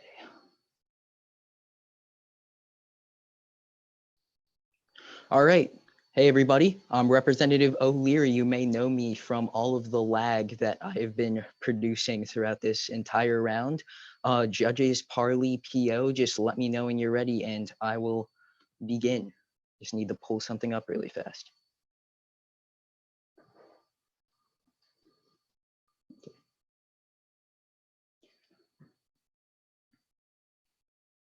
As a person who's had vision problems all my life, I understand just how important it is to have vision to be able to read. However, as a congressman and a policymaker, I also understand how important a vision is in order to create better legislation. And I want to ensure that the vision for better legislation is not just because of my own sake, but for every single other person on this Congress floor. I want to pass today's legislation for everybody. First, you passed today's legislation by understanding why it's so important. It's because it decreases pharmaceutical overdoses and error. This happens under this legislation in two ways. So let's take a look at both provisions that this legislation enforces and see the most important provisions and see why those are too crucial to fail. First, the big problem with prescriptions is the reading size, which is already enumerated under this legislation. The National Library of Medicine explains that a multi-site study showed that among adults receiving primary care at community health centers, there was a high prevalence of patients, especially those with limited literacy, misunderstanding apparently simple dose instructions provided on the primary label of medication containers. So specifically, this legislation solves the problem by increasing the size of the label. That's so important because people with vision problems are already suffering having to read it, but having to read labels. But under this legislation, it changes to ensure that people with vision problems who often have to take more than one kind of prescription don't have to continue to undergo any kinds of problems. But I want to talk about the second provision that this legislation implements, and that's something that's going to extend far beyond any vision problems that have happened because of prescription labels. And that's because this legislation also helps to influence health literacy. Let me explain. This legislation creates an online database for outlining prescriptions. Here's why that becomes important. If the Institute of Medicine explains the Institute of Medicine explains in a report titled Preventing Medication Errors, the report cited labeling and packaging issues with relation to health literacy as the cause of almost 33% of all medication errors and 30% of fatalities from medication errors. The IOM emphasized that product naming, labeling, and packaging should be designed for the end user. Here's why this legislation changes that. This legislation enforces an online database where doctors and physicians and pharmaceutical owners are not only allowed to enumerate the prescription better on an online database, but it also allows them to have a better interpersonal connection with the people that are receiving the prescription. That is crucial because more and more people continue to suffer from medication errors because of labeling. This Congress needs to understand that even though I might not have great vision, I have foresight to understand why this is so important. You passed today's legislation to make sure that everyone has a vision. Thank you, Representative, for that speech of 3 minutes and 8 seconds. We are now in line for 2 minutes of questioning. All questioners, please rise. That will go to Representative Tang, then Representative Sedlak, then Representative Cosio, then Representative Beck. Okay, so if I can't read the medicine label, what do you think I would do? I'm not entirely sure. It's probably different for everybody, but if you can't read it, you'd probably try and magnify it or do your So I'm best to read confused. in If I some way, can't right? read it, would I just take how many I think I should take? Well, Would I it's just take the wrong no, dose? it's no. If you can't read it, that doesn't necessarily mean that you're gonna guess. It's usually like you make an attempt at reading it, but that attempt has often ended up wrong, I and like the that's been idea of an cited in online many different database, studies. but don't you think an online database could be Representative hacked? Sedlak? No. Representative O'Leary, how much money will it cost to make these changes per pharmacy? Okay, so I can't enumerate how much money it will cost, It but to costs be money, honest with you, right? it's a good trade-off. Sure, it might cost money. And Oh, yeah, definitely costs what money. does this legislation do to ensure that each pharmacy can afford these changes? Okay, so this legislation will first of all be implemented Takes away properly. the I rights can't of imagine people why would afford that it, right? I don't understand why that would be a problem for funding. This is just increasing label size. Representative Cosio?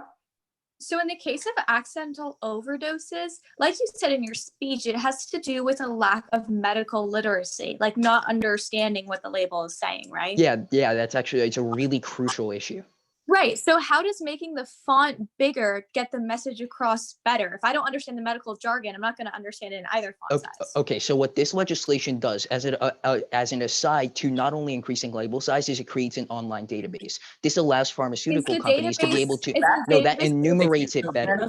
It provides nothing in terms of brailles on prescription bottle. Does it do anything for the 4 million Americans that are completely blind? Okay, so what this legislation does is it also allows for an audio description, so that audio description of the prescription under section, I believe, one of the provisions under section 2.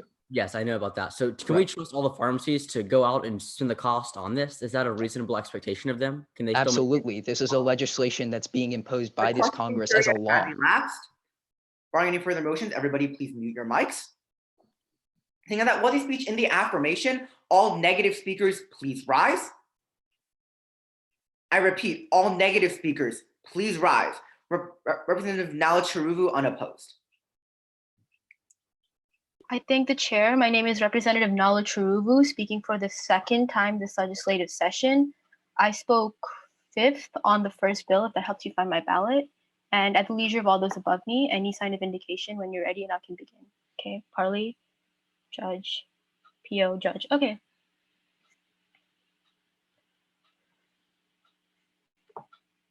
They say that a doctor's handwriting is the hardest thing for people to read because of its scrawl. The reality is, however, that just because this legislation is in a bigger font, it doesn't actually make it clearer to read. It only makes the flaws that much more clear. And it is because of the fact that the only thing in this round with more errors or troubles than Representative O'Leary's Wi-Fi is this legislation that we negate. First, understand that this bill isn't at all cost effective.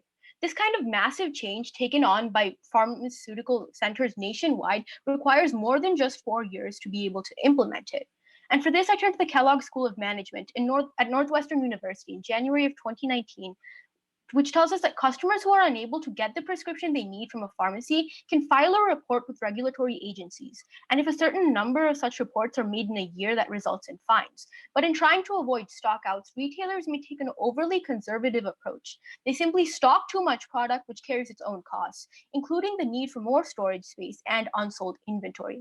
So here's why this is such a big problem for constituents and pharmacies specifically. It's because for all the manufacturer supplies bottles that already have the print on them and don't have the space for pharmacy supplied labels, we're going to see that over the course of the 4 years we have for implementation, pharmacies will have two options. Either they hope that consumers will buy all of those goods, or that the companies making them will buy back the goods, both of which are unlikely to occur due to the shelf life of drugs that are bought in bulk.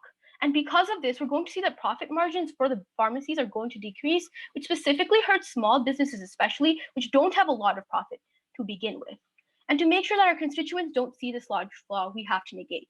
And now that we realize how regressive this legislation is, let's talk about why that's not a problem on a national scale. And that's because it actually increases the strain and risk of chain pharmacies. That's because chain pharmacies provide for a lot of consumers, but in the status quo, they're too underfunded and understaffed to enforce this in the limited time frame that we provide. And for this, I turned to the New York Times in January of 2020, which tells us that with nearly 10,000 pharmacies across the country, CVS is the largest chain and among the most aggressive in imposing performance metrics. Staffing cuts have led to longer shifts, often with no break to use the restroom or eat. The industry has been squeezed amid declining drug reimbursement rates and cost pressures from administrators of prescription drug plans. Consolidation, meanwhile, has left only a few major players. So what we see is that since this bill is already too expensive, we're going to see that especially for even for bigger corporations, the increased regulation is going to combined with understaffed pharmacies, is going to cause them to likely make more mistakes or not have enough resources to create the benefits that the affirmation is advocating for in the first place, which means when we have more strain for individual employees, the errors that Representative O'Leary on the affirmation worries so much about can still occur due to the fact that we're not actually providing pharmacies with the resources to fulfill this legislation in the first place. It's true that we aren't doctors, but we can still prevent large problems, and that is why we negate. Thank you, Representative, for that speech of 3 minutes and 7 seconds. We're now in line for 2 minutes of questioning. All questioners, please rise. That will go to first Representative Nalamothu, then we'll go to Representative O'Leary, then Representative Tang, then Representative Actor. Hi, Representative. If these pharmacies are already printing these labels in the status quo, if we're just changing how they do it, how are we overburdening them? So not only are we asking them to print labels, which some may not do, we're also asking them to keep a database and like monitor every drug. But if all pharmacies put labels on their prescriptions, how are we overburdening them with so something? So we're asking manufacturers to change like the current drugs so that there's space for those labels in the, which is what this bill is changing. And when we do that, we're asking the current bottles to be changed completely. Hi, so this legislation literally imposes an increase in text size. How giant is that space change? The current labels like on manufactured pharmacy bottles don't actually allow for like the new label. But it's literally just an increase in text size so that people can read better. How substantial is the change in the size of the bottle to the point where it's going to make pharmaceutical companies go bankrupt? It's not going to make the pharmaceutical companies go bankrupt. It's just making it harder for them to implement it. You said that they won't make money because first the companies won't buy back the bottles, which makes sense. But then you said that the consumers won't buy the bottles. Why won't the consumers buy them? So because drugs have like such long shelf lives and we're only allowing 4 years for the implementation of this bill, it's very likely that after 4 years occurs and there are still bottles that were bought in bulk that haven't been sold to consumers yet, which means corporations are just going to have to throw those away. Do we not invest millions into research and development for pharmaceutical companies? Okay, just because we invest in research and development doesn't mean we're actually changing the amount. Right, but with today's legislation, we change for low vision patients. So with the research and development, these pharmaceutical companies already have, how come they can't manufacture these new products? It's not that they can't manufacture the products. It's just that the existing products don't have like the labels or the ability to like have the new labels on them. Okay, aside from labels. Barring any further motions, everybody please mute your mics. Seeing that was a speech in the negation, all affirmative speakers please rise. That will go to Representative Lin. I thank the chair. Once again, that's Senator Lin, that is L-I-N, speaking on the affirmation.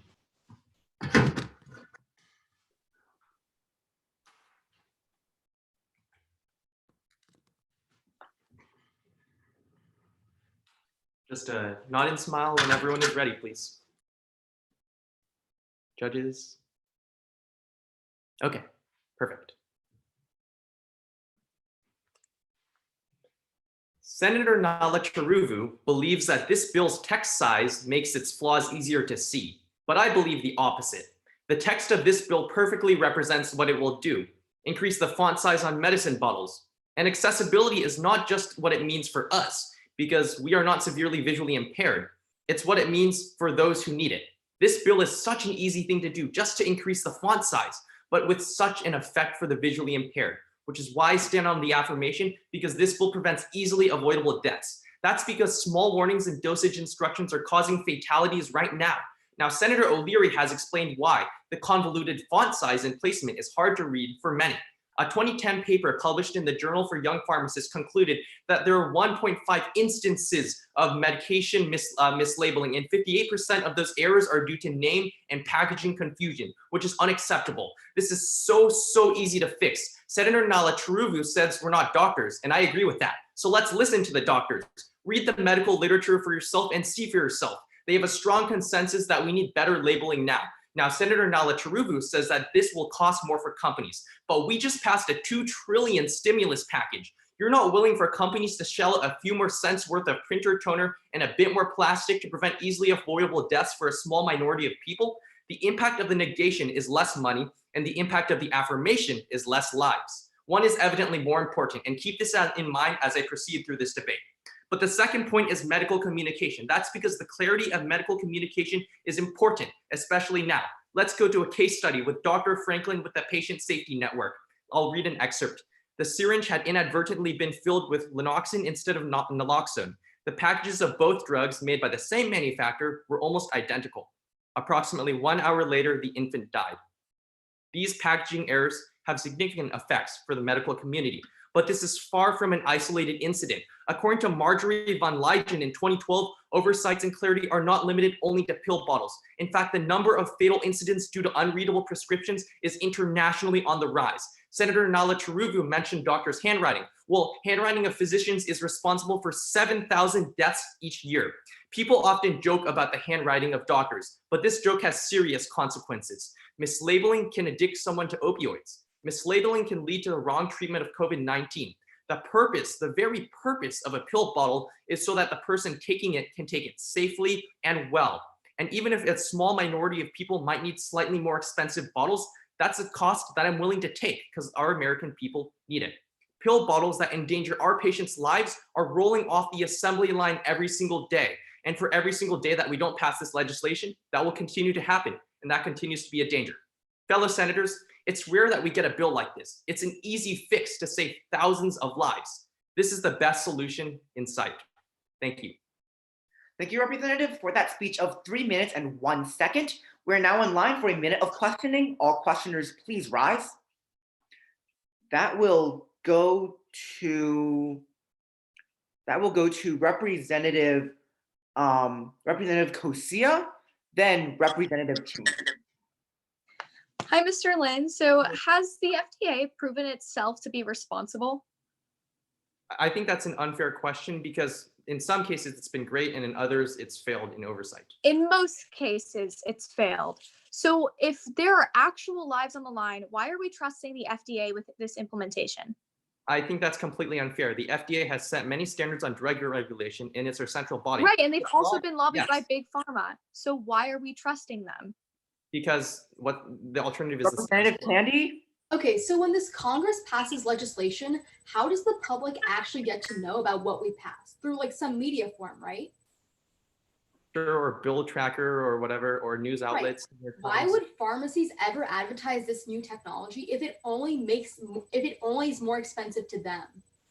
It might be more expensive for them, but we're talking about saving lives. I mean, people are dying because it's too But hard to read. people won't even know that this technology is available if they don't know that we passed this legislation.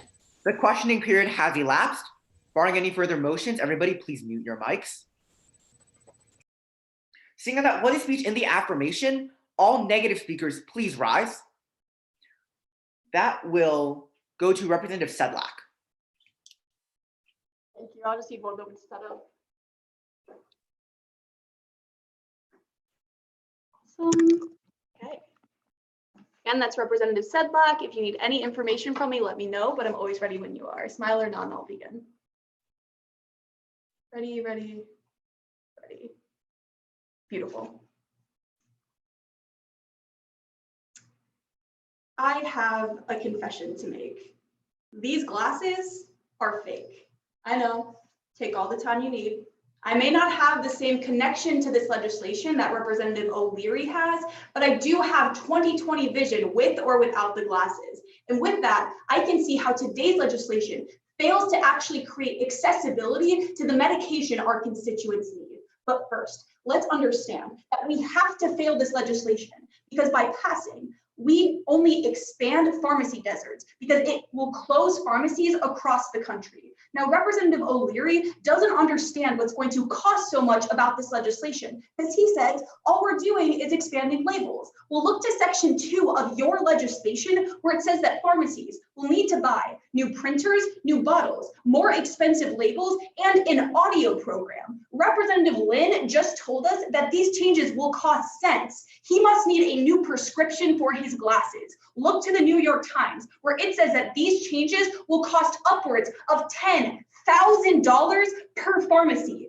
For pharmacies across the country, this cost simply isn't feasible. This legislation falls because instead of actually providing monetary support for these pharmacies to transition to these more accessible labels, instead, if your pharmacy cannot afford these changes, this legislation takes away your license. Fail this legislation because this policy intensifies pharmacy deserts or communities with limited access to medication because they do not have a pharmacy. According to the Chicago Tribune in January of 2018, in Chicago alone, there are 1 million people who do not live within a 1 mile radius of a pharmacy. Now, 1 mile may not seem like a lot, but if you don't have a car, if you have trouble walking, if you don't have access to public transportation, if there's bad weather, if you live in a dangerous neighborhood, a mile becomes completely impossible. A vote to pass this legislation is a vote to make it even harder for disadvantaged communities to have access to medication. So far, the affirmative advocacy has been solely that we need better labels. I agree. But until the affirmation can prove that the passage of this legislation will not lead to pharmacies across the country shutting down, you have to vote in negation. Still, if you don't believe that this is going to shut down pharmacies, let's look to Chicago, which found that between 2009 and 2015, 1 in 8 American pharmacies ran out of business. Pharmacies cannot afford these changes. Lynn says that he wants to change lives. Understand that taking accessibility to medication away from entire communities only loses more lives. Let's do a little bit of weighing. The affirmation world provides accessibility to low vision patients in the communities that can afford it. But it takes away accessibility to medication as a whole in the communities whose pharmacies simply can't afford these changes. Save lives, fail this legislation. Thank you, Representative, for that speech of 3 minutes and 7 seconds. We are now in line for a minute of questioning. All questioners, please rise. That will go to Representative O'Leary, then Representative Lynn. Hi, so in your speech, you mentioned that's $10,000 overall for the cost of printers, audio programs, and anything that would fit within what's provided by this legislation, right? Okay, so how burdensome is $10,000 so I can comply with this legislator's see a trend action? for pharmacies across the country shutting down simply because they can't afford to exist, let alone when we put a $10,000 burden onto them, we're going to see pharmacies across the country. But is that closing down because of a $10,000 burden or millions? Thank you. I'd like to continue on that line of questioning. What's the average salary of a pharmacist? This has nothing to do with what a pharmacist Oh, it's $180,000. How can we not afford $10,000 for all blind people to make sure they don't drug overdose? As I just said, if this legislation subsidized pharmacies so that they could afford these changes, I would be on board. But because we're taking away license from the communities who need pharmacies the most, I have to fail. The questioning period has elapsed. Barring any further motions, everybody please mute your mics. Thank you. Seeing that was a speech in the negation, all affirmative speakers please rise. That will go to Representative Representative Beck. That will go to Representative, that will still go to Representative Actor. Thank the chair. Representative Actor, thumbs up when you guys are ready. 1, 2, 3.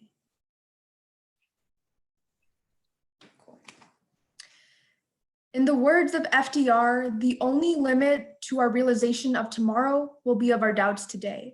Do not doubt the efficacy of today's legislation in helping millions of Americans across the nation, and affirm, because 1, past laws have not worked, but 2nd, most importantly, you increase healthcare for low-income individuals. That's why we affirm. 1st, pass today's legislation, because past laws have not worked. Now, Representative Nalachurubu in the negation was concerned whether or not this will prevail with pharmaceutical companies. And we actually have seen this within the status quo that pharmaceutical companies are not complying. But today's legislation offers a resolution because we hold them accountable through the FDA. Ryan Pullman, an executive director of the NCPIE in 2018, found that back in 2000, the FDA Safety and Innovation Act had the US Access Board develop the best recommendation practices for low vision patients on pharmaceutical labels. What that entailed is that pharmaceutical companies simply didn't oblige because they didn't have to. Look to Section 3 of today's legislation. If they do not comply, we revoke the pharmacy license. And that's how we can have a strong enforcement mechanism for today's legislation. It hasn't worked in the status quo, which is why we have to take the steps to actually provide substantial change for our patients across the nation. But most importantly, what we must recognize is that we're actually increasing healthcare for low-income individuals. Now, in cross-examination earlier in today's round, Representative Sedlak questioned Representative O'Leary, well, how much is this going to cost? And he said not a lot when it comes to printing, but I also want to look at Section 2 about the audible technology. And Representative Sedlak claimed this is going to cost $10,000, but that's simply not the case because the Washington Post in 2019 found that RFID technologies, which are audible labels, only cost 5 to 10 cents to implement onto a prescription label. 10 cents is all it takes to put this on labels. So we're not going to see these pharmaceutical deserts across the country, but what you are going to see is increased healthcare for low-income individuals, because the American Foundation for Blind in 2016 found that many of the more advanced assistive technologies that could be helpful in accessing are not given for a large number of disabled individuals who are often old and in lower socioeconomic levels because of a lack of regulation and access from pharmaceutical companies. Those two problems are eliminated by affirming because we're increasing access and regulation. With increasing age and socioeconomic levels, they push individuals to not take their prescriptions. And that's why over 40% of patients that are over the age of 60 that are blind don't actually end up taking their prescription. And then Representative Sedlak also argues that we're not going to be empowering low-income individuals because of pharmaceutical deserts. That's a separate problem with pharmacies themselves. That's because of millions of dollars of debt, not the debt that today's legislation will generate. That's why we're pushing into the affirmation. Do not doubt the efficacies of today's legislation and recognize how we're not just empowering low-income individuals, but individuals with disabilities across the nation. Affirm. Thank you, Representative, for that speech of 2 minutes and 59 seconds. We are now in line for a minute of questioning. All questioners, please rise. That will go to Representative Nalamothu, then Representative Nala Chiruvu. Hi, Representative. Can you explain Hi. how these RFID audio tags work? So I don't know exactly how they work, but I know that they're a tag that put onto the pharmacy, the prescription, and they read out the information about it, what the dosage, what it contains, that information.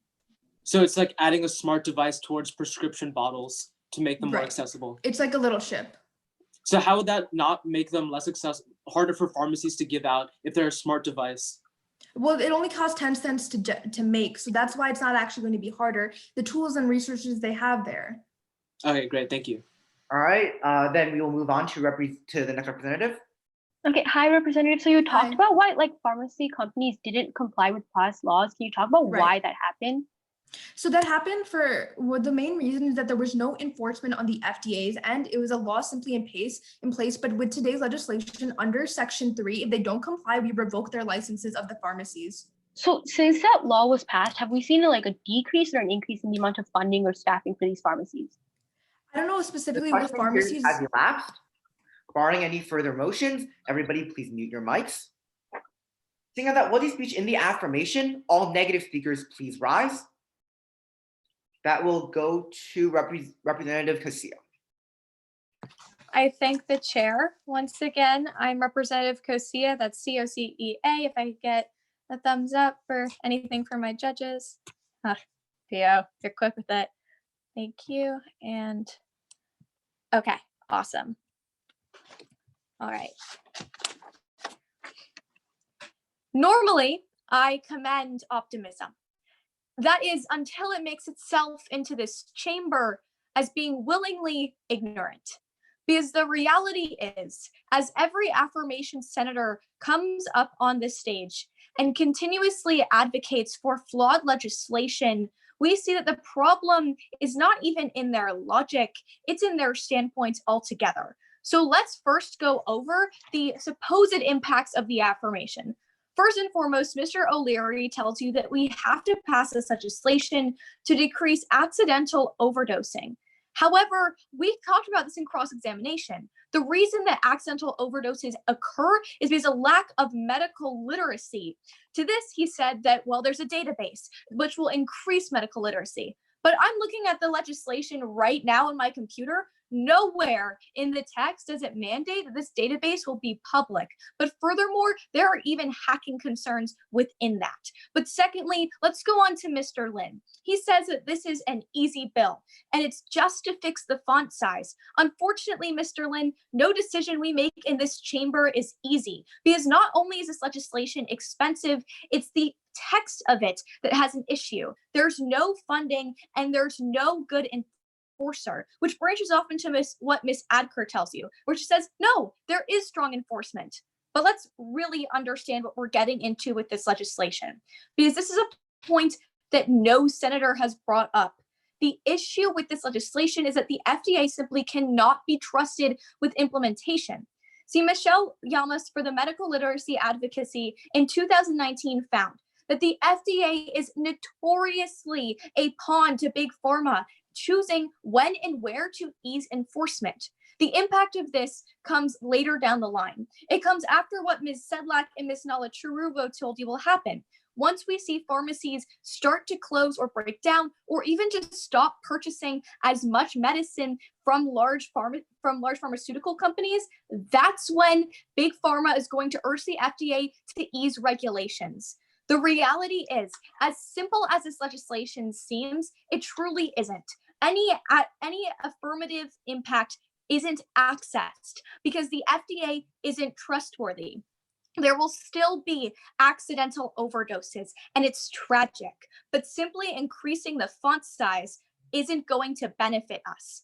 The negation has proved to you that an affirmative ballot is not only a death sentence with the application of pharmaceutical deserts, but it has adverse effects moving forward for the people that this legislation was supposed to help. Let's not be willingly ignorant. Let's do our jobs and let's negate. Thank you, Representative, for that speech of 2 minutes and 58 seconds. We're now in line for a minute of questioning. All questioners, please rise. That will go to sorry, everyone just moved around all of a sudden. That will go to Representative, Representative Beck, then Representative Actor. Thank you. So you talked a lot about how only increasing the print size won't do much, but are you aware that this I bill don't think only that. more things than just the print size? No, I definitely understand that it's important for people who are visually impaired to have a And larger with print some of size. the things with addition But- to print size, like the audio accessibility, won't that increase medical literacy? Right. So my Databases problem increase is that this medical literacy? legislation won't have an impact because the FDA isn't going to be able to enforce it. A, they can't be trusted, and B, once pharmacies Representative start. Actor? I agree that obviously lobbying exists within pharmaceutical companies, but can you give me a concrete example where the FDA has failed regulation when it comes to things like this?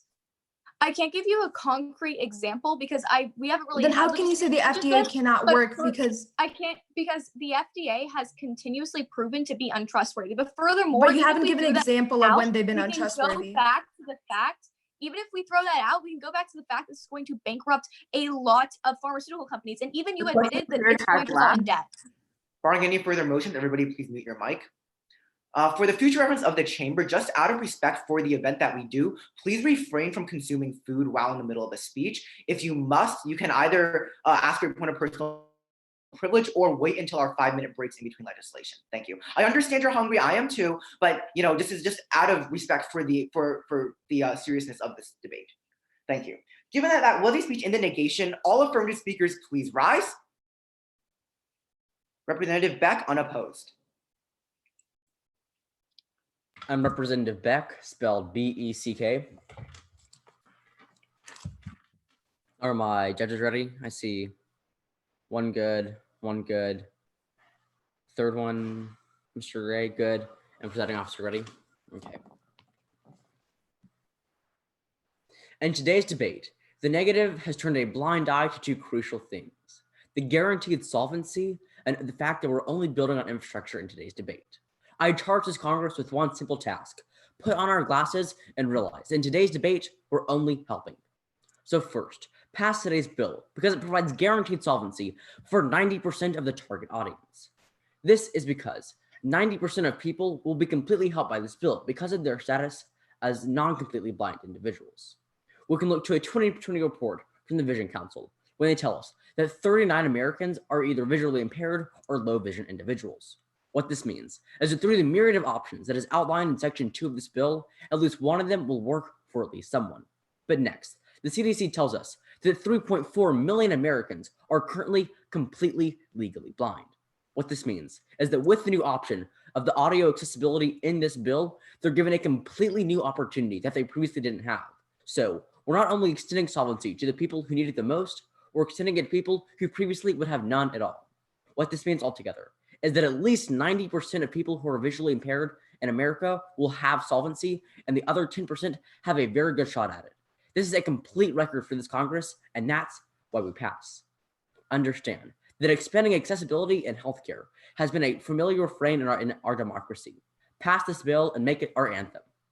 But next, let's look to Representative Sedlak's argument that we're only imposing new costs on pharmacy. But understand that this is not true because we're only building on existing infrastructure and simply pushing them over the edge into completely using it. This is because there are programs like Script Talk and existing online databases that they can build off of. We can look to the American Foundation for the Blind when they tell us that there are programs like Script Talk, which solves for the entire problem in one plan, which can honestly provide solvency for all the other plans and do it at a very low cost. They tell us that Script Talk provides individual audio through either QR codes or RFID chips, and that can be accessed from the person's phone. What this means is that the technology already exists and is already being used. All that this bill does is put it into action. So the new cost will be minimal. But next, we can look to Representative Lynn and Representative O'Leary. When they tell us about the new database, we can compare this with Representative Sedlak's claims on new costs. But in reality, online database already exists. Major pharmacies like CVS and Walgreens already have portals that enable communication between doctors, patients, and the pharmacy. What this means is that we're only expanding on this. Thus, all the new costs that Representative Sedlak and Representative Kosia tell us about are not real. And that gets into the biggest impact the negation provides, which is pharmaceutical deserts. But because their impact isn't really true, because they're not having lots of new costs, that truly doesn't happen. What this means is that your vote in the affirmation provides guaranteed solvency and guaranteed advocacy. That's why we affirm. Thank you. Thank you, Representative, for that speech of 3 minutes and 3 seconds. We're now in line for a minute of questioning. All questioners, please rise. That will go to Representative Sedlak first. Then that will go to Representative Nalacharuvu.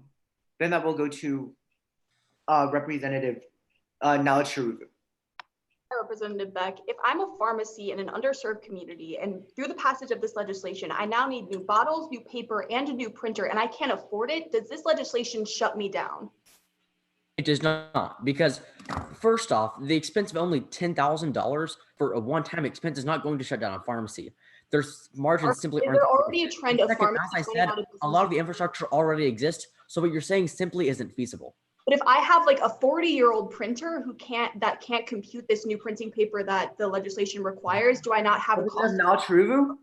Hi, Representative. So bouncing off that prior line of questioning, how are we going to ensure that even if the technology that does exist, that it's like cost effective to implement it for like every bottle of medicine across every pharmacy? This Congress has a fixation on what's cost effective, but what we're failing to realize is that when we prioritize cost effectiveness over what our constituents need, we're completely failing them.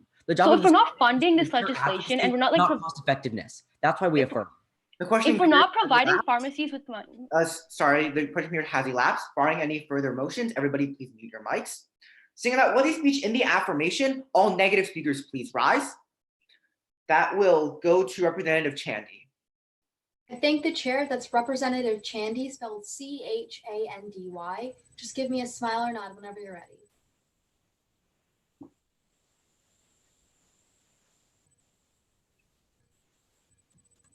No state law currently ensures that prescription labeling is accessible to persons with vision loss. Certainly, we need to address the roughly 10 million Americans who experience significant vision loss, but this bill isn't the solution. First, stand in the negation because rural pharmacies have limited financial access. Ms. Sedlak talked about how today's legislation hurts certain communities, and she's absolutely correct. But let's actually focus in on one of those communities in rural areas.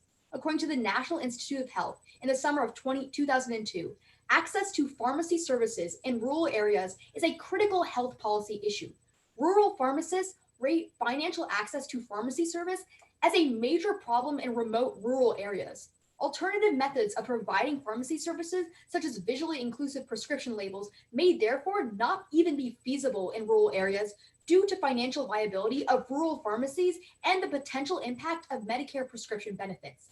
The National Center for Biotechnology Information conducted a study of rural retail pharmacies in Minnesota, North Dakota, and South Dakota, and found that even the most rural residents have adequate access to the pharmacy. The elderly and the uninsured are presented with challenges pertaining to prescription medicines. Today's legislation mandates inclusive prescription labels, but doesn't give any funding mechanism. Mr. O'Leary stated that today's legislation isn't that big of a cost for pharmacies and that increasing cost is a fair trade-off for today's legislation. But he fails to realize the one group that we ignore when we pass today's legislation. Who's at risk? My rural elderly constituents are at particularly high risk because of their high rates of prescription medication use relative to other age groups, their greater likelihood of experiencing transportation problems, and often limited financial resources. All the affirmation speakers have minimized the cost impacts of today's legislation, but certainly we cannot, under any circumstances, not prioritize the lives of the elderly. That's why we fail. But second, realize the National Council on Disability is marred with ineffective communications. Let's make one thing clear in this debate. The FDA has given the responsibility to communication to the NCD. The NCD is the National Council on Disabilities the National Council on Disability. But according to the Government Accountability Office in 2016, stakeholders told us that individuals who are blind or visually impaired generally do not know which pharmacies can provide accessible labels. It is the job of the NCD to tell people where they can access those labels. Ms. Actor told us that in the past legislation hasn't worked. The reason why that hasn't worked is because the NCD never actually communicated with pharmacies over the best practices for visual prescriptions. That's why you can't pass today's legislation, because regardless, our constituents won't know the full details of what we're actually passing. Open your eyes and weigh the impacts of both the affirmation and negation, and realize that at the end of the day, the negation ultimately wins. Fail. Thank you, Representative, for that speech of 3 minutes and 5 seconds. We're now in line for a minute of questioning. All questioners, please rise.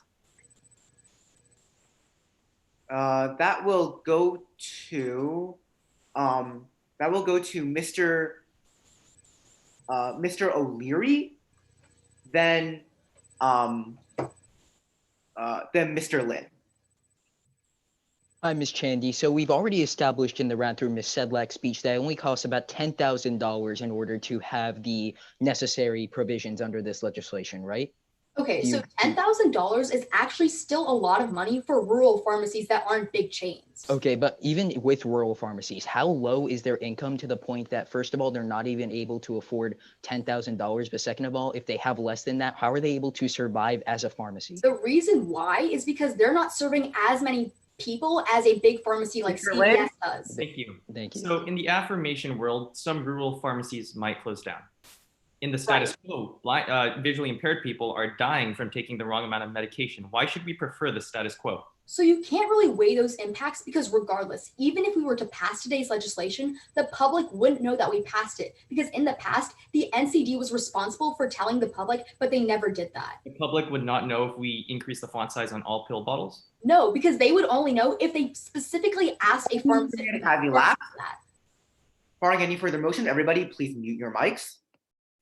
Seeing that what is speech in the negation, all affirmative speakers please rise. I repeat, all affirmative speakers please rise. This is highly disappointing. The chair frowns upon a one-sided debate, especially because this is TOCs, the last session of the prelims of TOCs. But either way, we shall continue. All negative speakers, please rise. Representative Nalamothu, unopposed. That's Representative Nalamothu, Nalamothu, speaking on the negation. Any indication from our judges when you're ready would be great. Cool.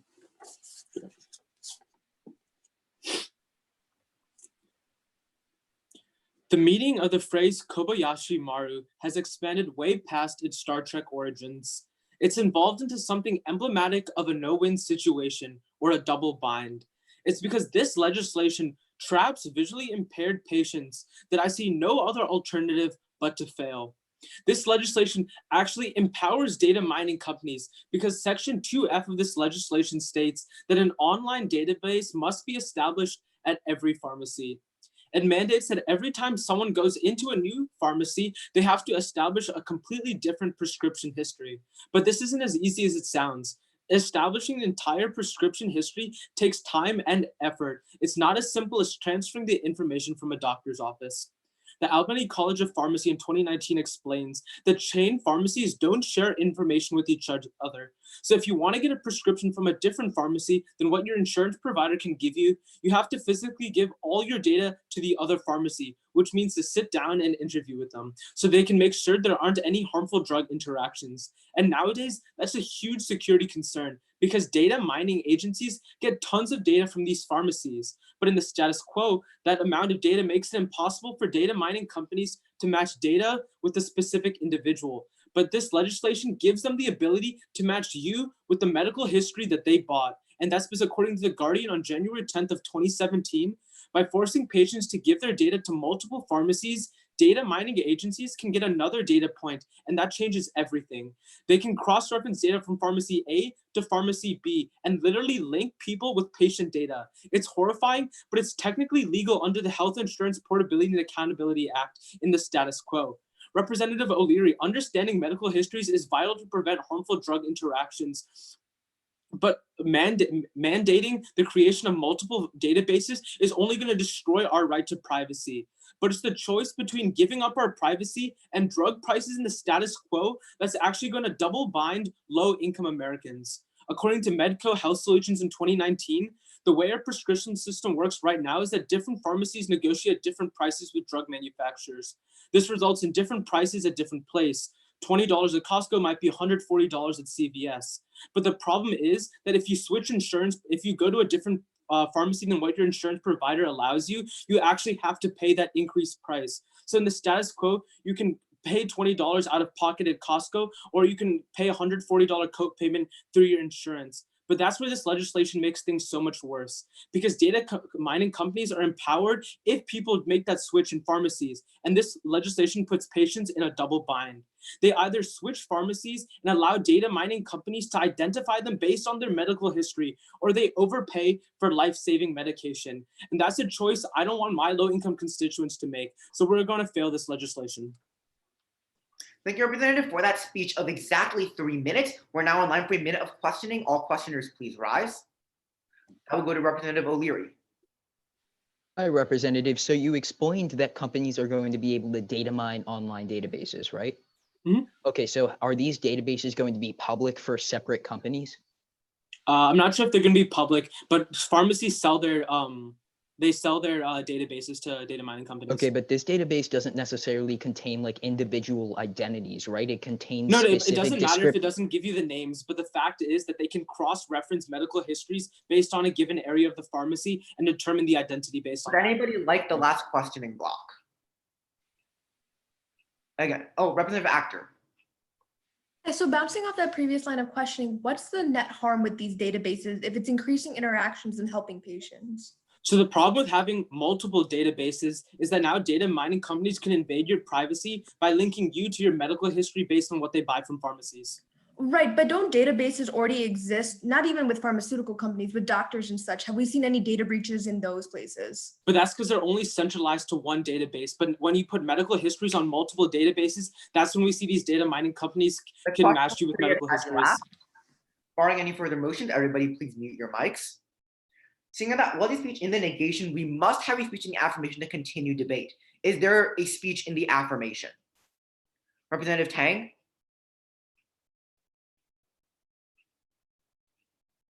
Hi. Okay, let's go. Let's get this going. Everyone ready? Good to go. All judges? Real quick, Mr. Lee, you have a motion. Oh, I do. Oh, Mr. Beck, to exit the chamber, granted.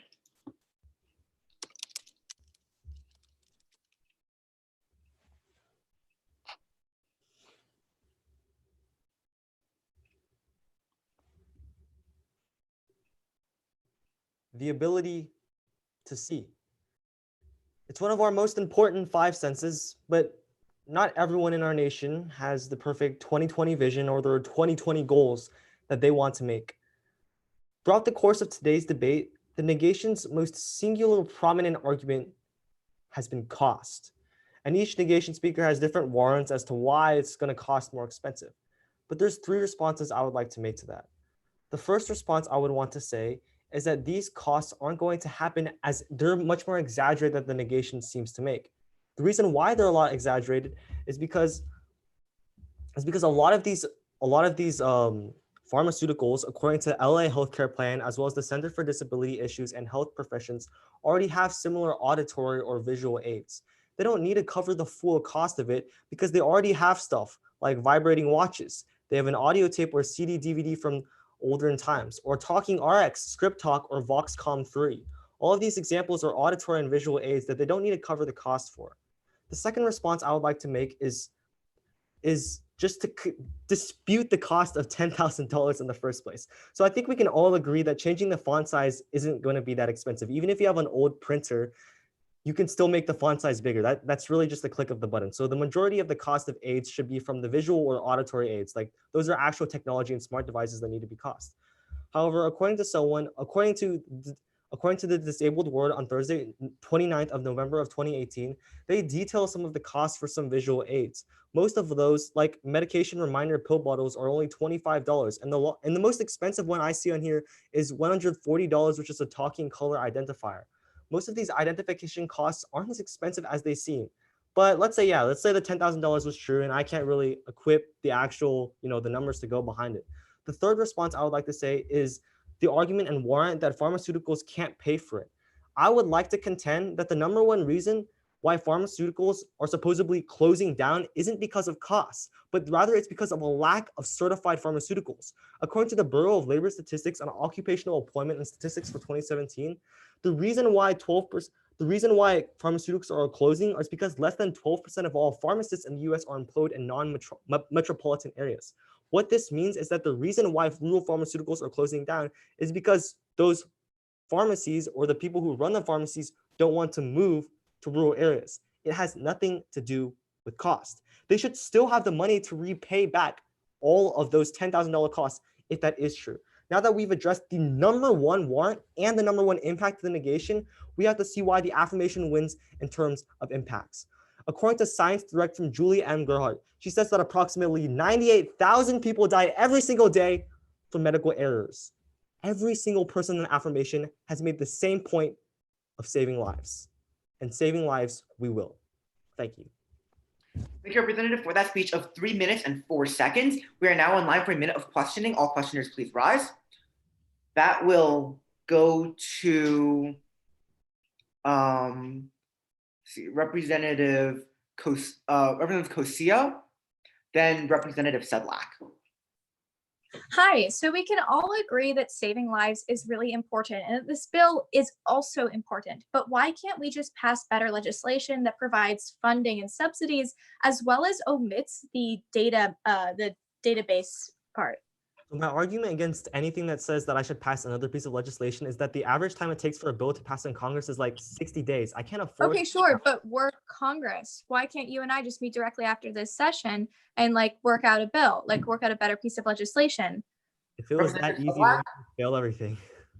Is there any pharmacy in the United States that won't be able to afford these changes? Of course, there's always going to be pharmacies that have undue. Does this legislation support them by giving them monetary support, or does it take away their license to operate as a pharmacy at all?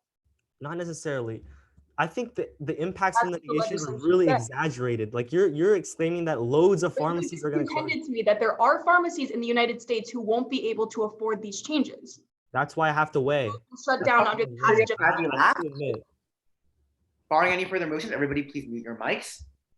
Seeing that one speech in the affirmation, are there any negation speakers left? Motion? A representative actor, I wanted to do a motion. state that motion. Seeing no more speakers left, I move to previous question. Are there any seconds? I see a second. Are there any opposed? Seeing none, that is unanimous consent. Therefore, we will move to previous question and begin to vote on the bill entitled prescription labels. All those in affirmation, please raise your placards. That is 4. All those in negation, please raise your placards.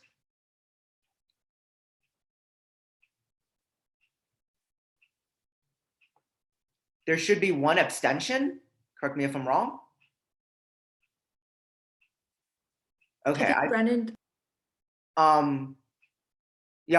Mr. Beck, did you vote? Oh, I just got back. Oh, okay. In that case, your point enter the chamber is granted. Unfortunately, because we did finish voting, I cannot count you in on the vote, as that is TOC procedures as well as from Robert's Rules of Order. Therefore, on a vote of 4 to 5 to 0, this bill does fail. My apologies to the author and/or sponsor. Representative Chandy. Seeing a natural break in debate, I motion for a 5-minute recess. Any seconds? Any opposed? Seeing none, so ordered. That is a 5-minute recess. Please be back here at 5:06 p.m. Eastern time. Does anybody want to give?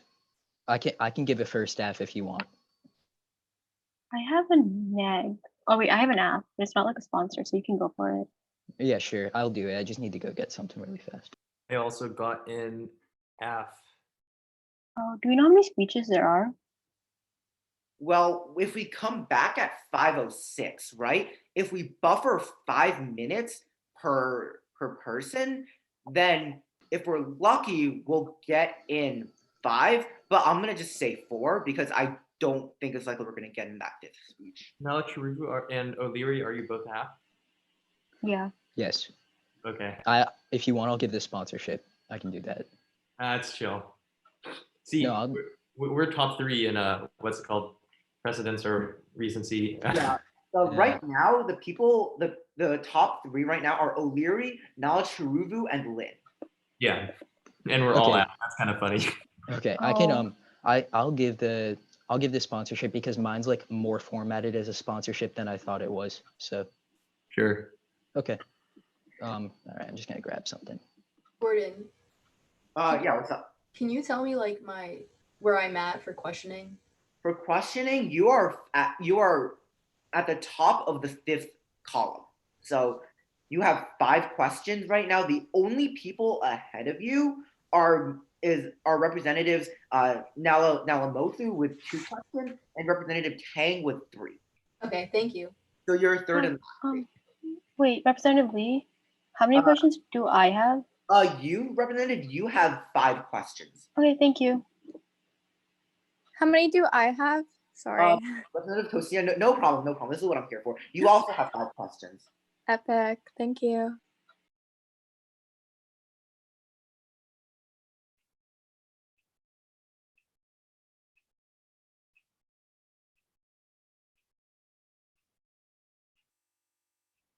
Three minutes remaining, guys.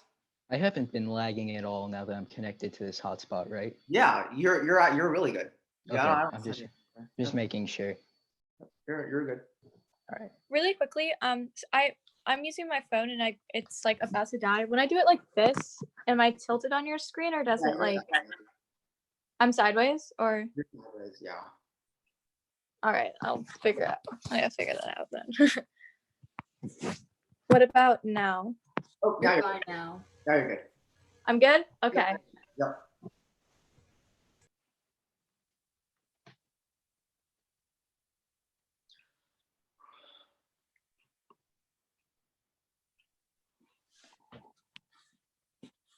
Stay hydrated, y'all.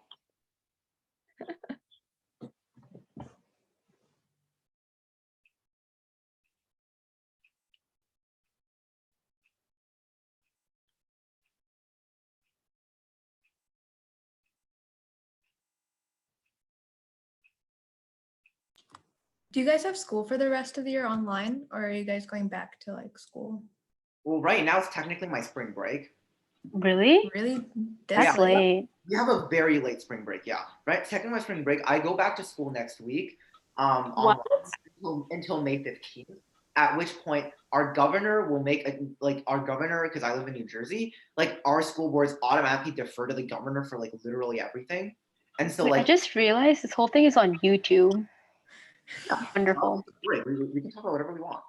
Who cares? I'm in Cali, so I'm not going back to school at all this year. Me neither. Illinois know. just canceled like yesterday. Yeah, our superintendent sent out an email and he said that we're gonna do virtual graduation. Are you So serious? sad. Wait, Yeah, and then I we don't don't even- have prom either. Wait, but Sorry. what is virtual graduation? Like, It's Yeah. on Zoom, I think. no. Wait, how big is your graduating class though? I feel like will they 500, even fit I on think. Zoom? All right, guys, wrap up your discussions. We have like 30 seconds left. So Someone should make like really fast. Someone should make like a platform where you can have like a lot of people on there and like a graduation like kind of like format for Club people. Penguin. You mean Yeah, Minecraft? like Club Penguin. Club Penguin. Dude, I've seen it. Like, there's this one video I watched. Like, there are robots with the people's faces, and they were walking in graduation. Oh my!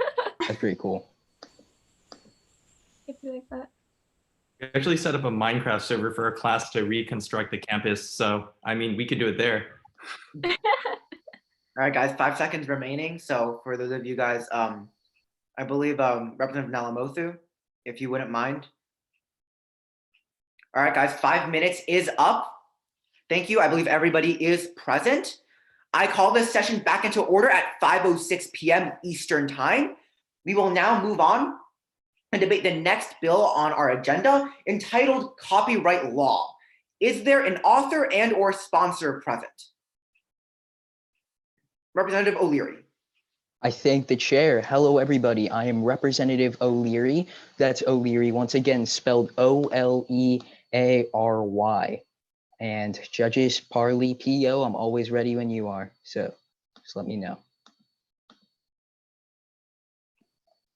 Ready, everyone? Okay. I'll admit, when looking through the policies for TOC, this legislation might be the only thing at this tournament that confused me more than my Wi-Fi router. Copyright laws have been notorious for confusing just about every single policymaker in action right now. But unfortunately, that's the problem. This Congress has been wrapped up in our own confusion about copyright laws to the point where we've ignored the inequalities that have all been driven by the ignorance of this Congress. So let's start this debate by making the writing of this legislation crystal clear. Most pieces of media have a copyright, which is the legal right of somebody to make copies of a piece of media. Title 17 of US Code Section 121 enumerates that it is not an infringement of copyright for an authorized entity to reproduce or to distribute in the United States copies or phonorecords of a previously published literary work. This legislation amends that to provide a much more specific definition for authorized entities under Section 2B, so that guidelines for entities that can recreate copyright pieces of media are much more specific. I want to explain the importance of that. The reason that it is important to pass this legislation is because it decreases lawsuits against third parties that are trying to increase accessibility through the recreation of media. And that's because it allows for a much less vague and a much more specific definition for what authorized entities are that are able to recreate pieces of media for a more accessible public. The LA Times in November of 2019 enumerates why this is such a problem. Nearly 5,000 American with Disability Act lawsuits were filed in federal court for alleged media violations in the first 6 months of 2018. But that number of lawsuits climbed up to 10,000 by the end of 2019. But Georgetown University explains why that has been happening. The vague definition of an authorized entity under Section 121 puts a majority of accessibility organizations at risk. It is not comprehensive enough to fully serve the visually impaired community. Now, here's why that becomes a problem. When there is not a specific definition for what an authorized entity is, corporations continue to create lawsuits against smaller third-party companies that are trying to increase accessibility by challenging the definition of an authorized entity and whether or not they apply.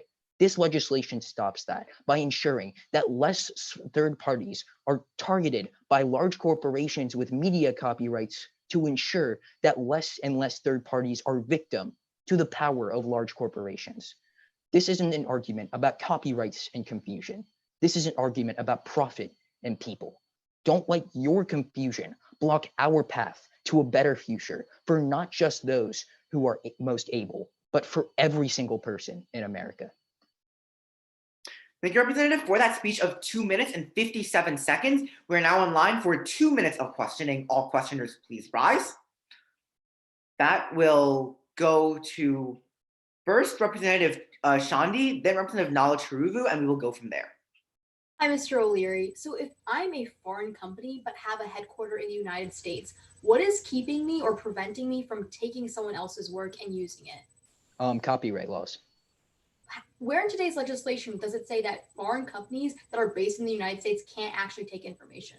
That's just a regular law. Copyright laws have been defending against that ever since they've been invented. How are we actually going to enforce that law if they already do that in the status quo? Because this legislation makes it so that the definition of an authorized entity is much less vague.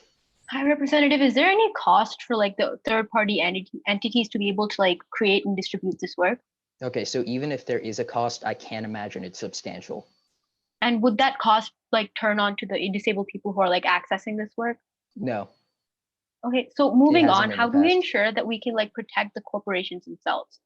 Okay, so the corporations themselves are protected under this legislation by enumerating a much better definition for authorized entities and recreation, Would anybody which like means the that last less. 2 blocks of questioning? Representative Tang, or sorry, that goes to Representative Tang. Representative Tang. Don't you think that larger companies still have a right to protect their media that they create? Absolutely. This isn't getting rid of copyright protections as a whole. This is just getting rid of the vague definition within the section. Isn't it also giving more abilities for those smaller companies to skirt past those copyright issues? If anything, it's giving less ability because that vague definition was the only thing that was allowing third-party companies to skirt past them. This legislation actually solves that problem. Thank you. Representative Koshio? So if this legislation solves or stops third-party entities from being able to redistribute works, how does your point about accessibility flow through, right? Like you can't have it both ways. It doesn't stop third parties. What it does is it creates a That's what much you just more. said. No, it doesn't. No, I didn't just say that. It doesn't stop third parties as a whole. It makes the definition for what that third party is that can recreate them much more specific, meaning And that it there's makes it so less. The questioning period has elapsed. Absolutely not. The questioning period has elapsed. Barring any further motions, everybody please mute your mics. For the future, if indeed we do have empty questioning blocks, please do exactly what Representative Koshia and Sadlak did. Just in the middle of the question, hold up your placard. I will look over precedence and recency. That way we can keep things moving fast. Seeing as that was a speech in the affirmation, all speeches in the negation, please rise. I repeat, all negative speakers, please rise. This is highly disappointing. This is the final session of a preliminary round, and we do not have any negative speakers. This is highly disappointing, but we must move on. All affirmative speakers, please raise your placards. Representative Nala Charuvu, unopposed. I thank the chair. My name is Representative Nala Charuvu, speaking for the third time this legislative session. I spoke second on the last bill, if that helps you find my ballot. Also, yeah, I believe you've all just about me any sign of indication when you're ready. Okay, Parley, Judge. Where's the other judge? Okay, Judge, and then PO, are you ready? Okay, cool. As a Congress, we came here to write the future, not fear it. But it's because up till now, we have feared regulating copyright law that disabled people consistently struggle to live their lives as independent individuals. But it's because affirming today can allow us to take action to write a future where third-party individuals no longer have to fear helping those people that we affirm. First, understand that this bill stops disabled workers from being paid below minimum wage. So current law allows employers to pay as little as $1 per hour to disabled workers if they can prove that they aren't at high, their work isn't as high of a quality as those who aren't disabled. Now, according to the May 2018 data from the Department of Labor, this is a problem for 153,030 workers with disabilities in the US who can be paid less than minimum wage under federal law. But they can only do this when they get permission from the Department of Labor. And for that permission to occur, they have to be able to prove that the worker's speed at completing a task as compared to an able-bodied person is lower. But that becomes a big problem when we actually have work or jobs in the status quo, which make it harder for individuals, especially disabled ones, to work as fast. And for this, I turned to Cornell University's Employer Assistant and Resource Network on Disability Inclusion in 2020, which tells us that in today's workplace, technology is one of the central drivers of productivity and success for all workers. When workplace technology isn't accessible, it excludes and becomes a barrier to employment. It can limit opportunities for people with disabilities to get hired or to excel in a position where they are unable to perform their job duties because they can't access basic workplace tools. So Section 3G of this legislation allows us to expand, or allows third-party organizations to expand tech-based tools to be more accessible, making sure that the reason people aren't getting paid less isn't due to their disability, which allows for that exception in the Fair Labor Standards Act to go away completely, meaning that people are less likely to have these problems when being hired by employers, and they will have enough money and resources to live their lives. And now that we realize what this legislation causes, let's talk about why that's so important. It's because this change can actually prevent shelter workshops from existing and hurting disabled workers. So sheltered workshops are part of community rehabilitation programs, which receive federal and private contracts that allow them to use the labor of disabled workers at minimum wage. In fact, according to the 2018 report by the National Council on Disabilities, the 10 most extensive sheltered workshops have combined annual revenue of $523 million. And the CEO of the biggest sheltered workshop received a salary of $1.1 million while employing 1,790 sub-minimum wage workers.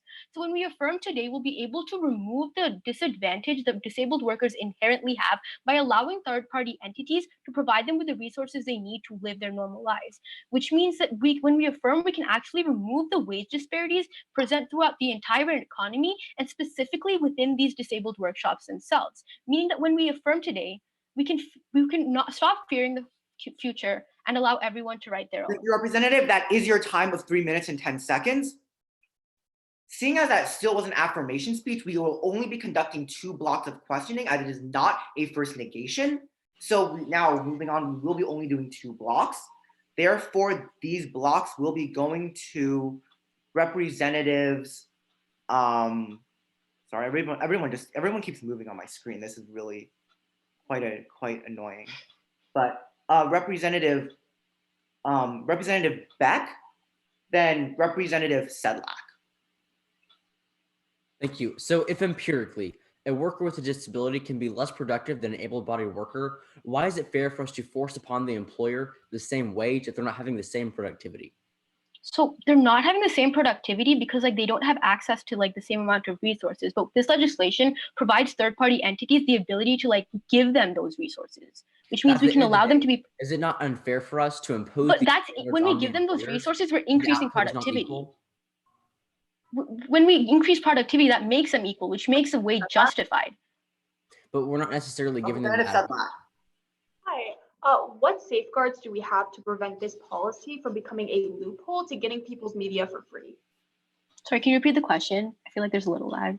Yeah, definitely. What safeguards do we have in place to prevent this policy from becoming a loophole for everyone to be able to get companies' media for free? So when we allow, when we require these third-party entities to prove that they're there to help increase accessibility for the disabled people, that is our safeguard. We can protect those organizations and make sure they're more likely to favor businesses or favor disabled. The questioning period has elapsed. Barring any further motions, everybody please mute your mics. We must have a negative speaker now. If we do not have a negative speaker, the chair will be forced to conclude debate on this legislation. Is there a negative speaker willing to speak at this time? I repeat, is there a negative speaker willing to speak at this time? Seeing none, we will now move to the orders of the day and begin to vote on this piece of legislation entitled Copyright Law. All of those in affirmation of the law of this bill, please raise your placards. 1, 2, 3, 4, 5, 6, 7, 8. All of those against, please raise your placards. All right. On a vote of, oh wait, there's 2, okay. Any abstentions? There should be none. Point of order. Ms. Sedlak, Representative, are you abstaining? I don't speak for Representative Chandi, but I was trying to abstain. Yeah, I was trying to too. Oh, okay. So any abstentions? There are 2. So on a vote of 8 affirmatives and 2 abstentions, this bill does pass. My congratulations to Mr. O'Leary, who was the sponsor of this legislation. Seeing as that was the last piece of legislation on our agenda, I now order this session adjourned at 5:20 p.m. I turn authority of this chamber over to the parliamentarian, Ms. Stanchik. Thank you, everybody. Yay, we're done. Okay, well, I don't go anywhere yet. Okay, 1, wow, you all did fantastic. 1, in terms of performance, but that is to be expected. So pat yourself on the back for that. But 2, in everything that we've run into, you all have been killer. I hope that you continue to do so regardless, okay, of if your path ends here, if it ends at nationals, okay, regardless of what that may be.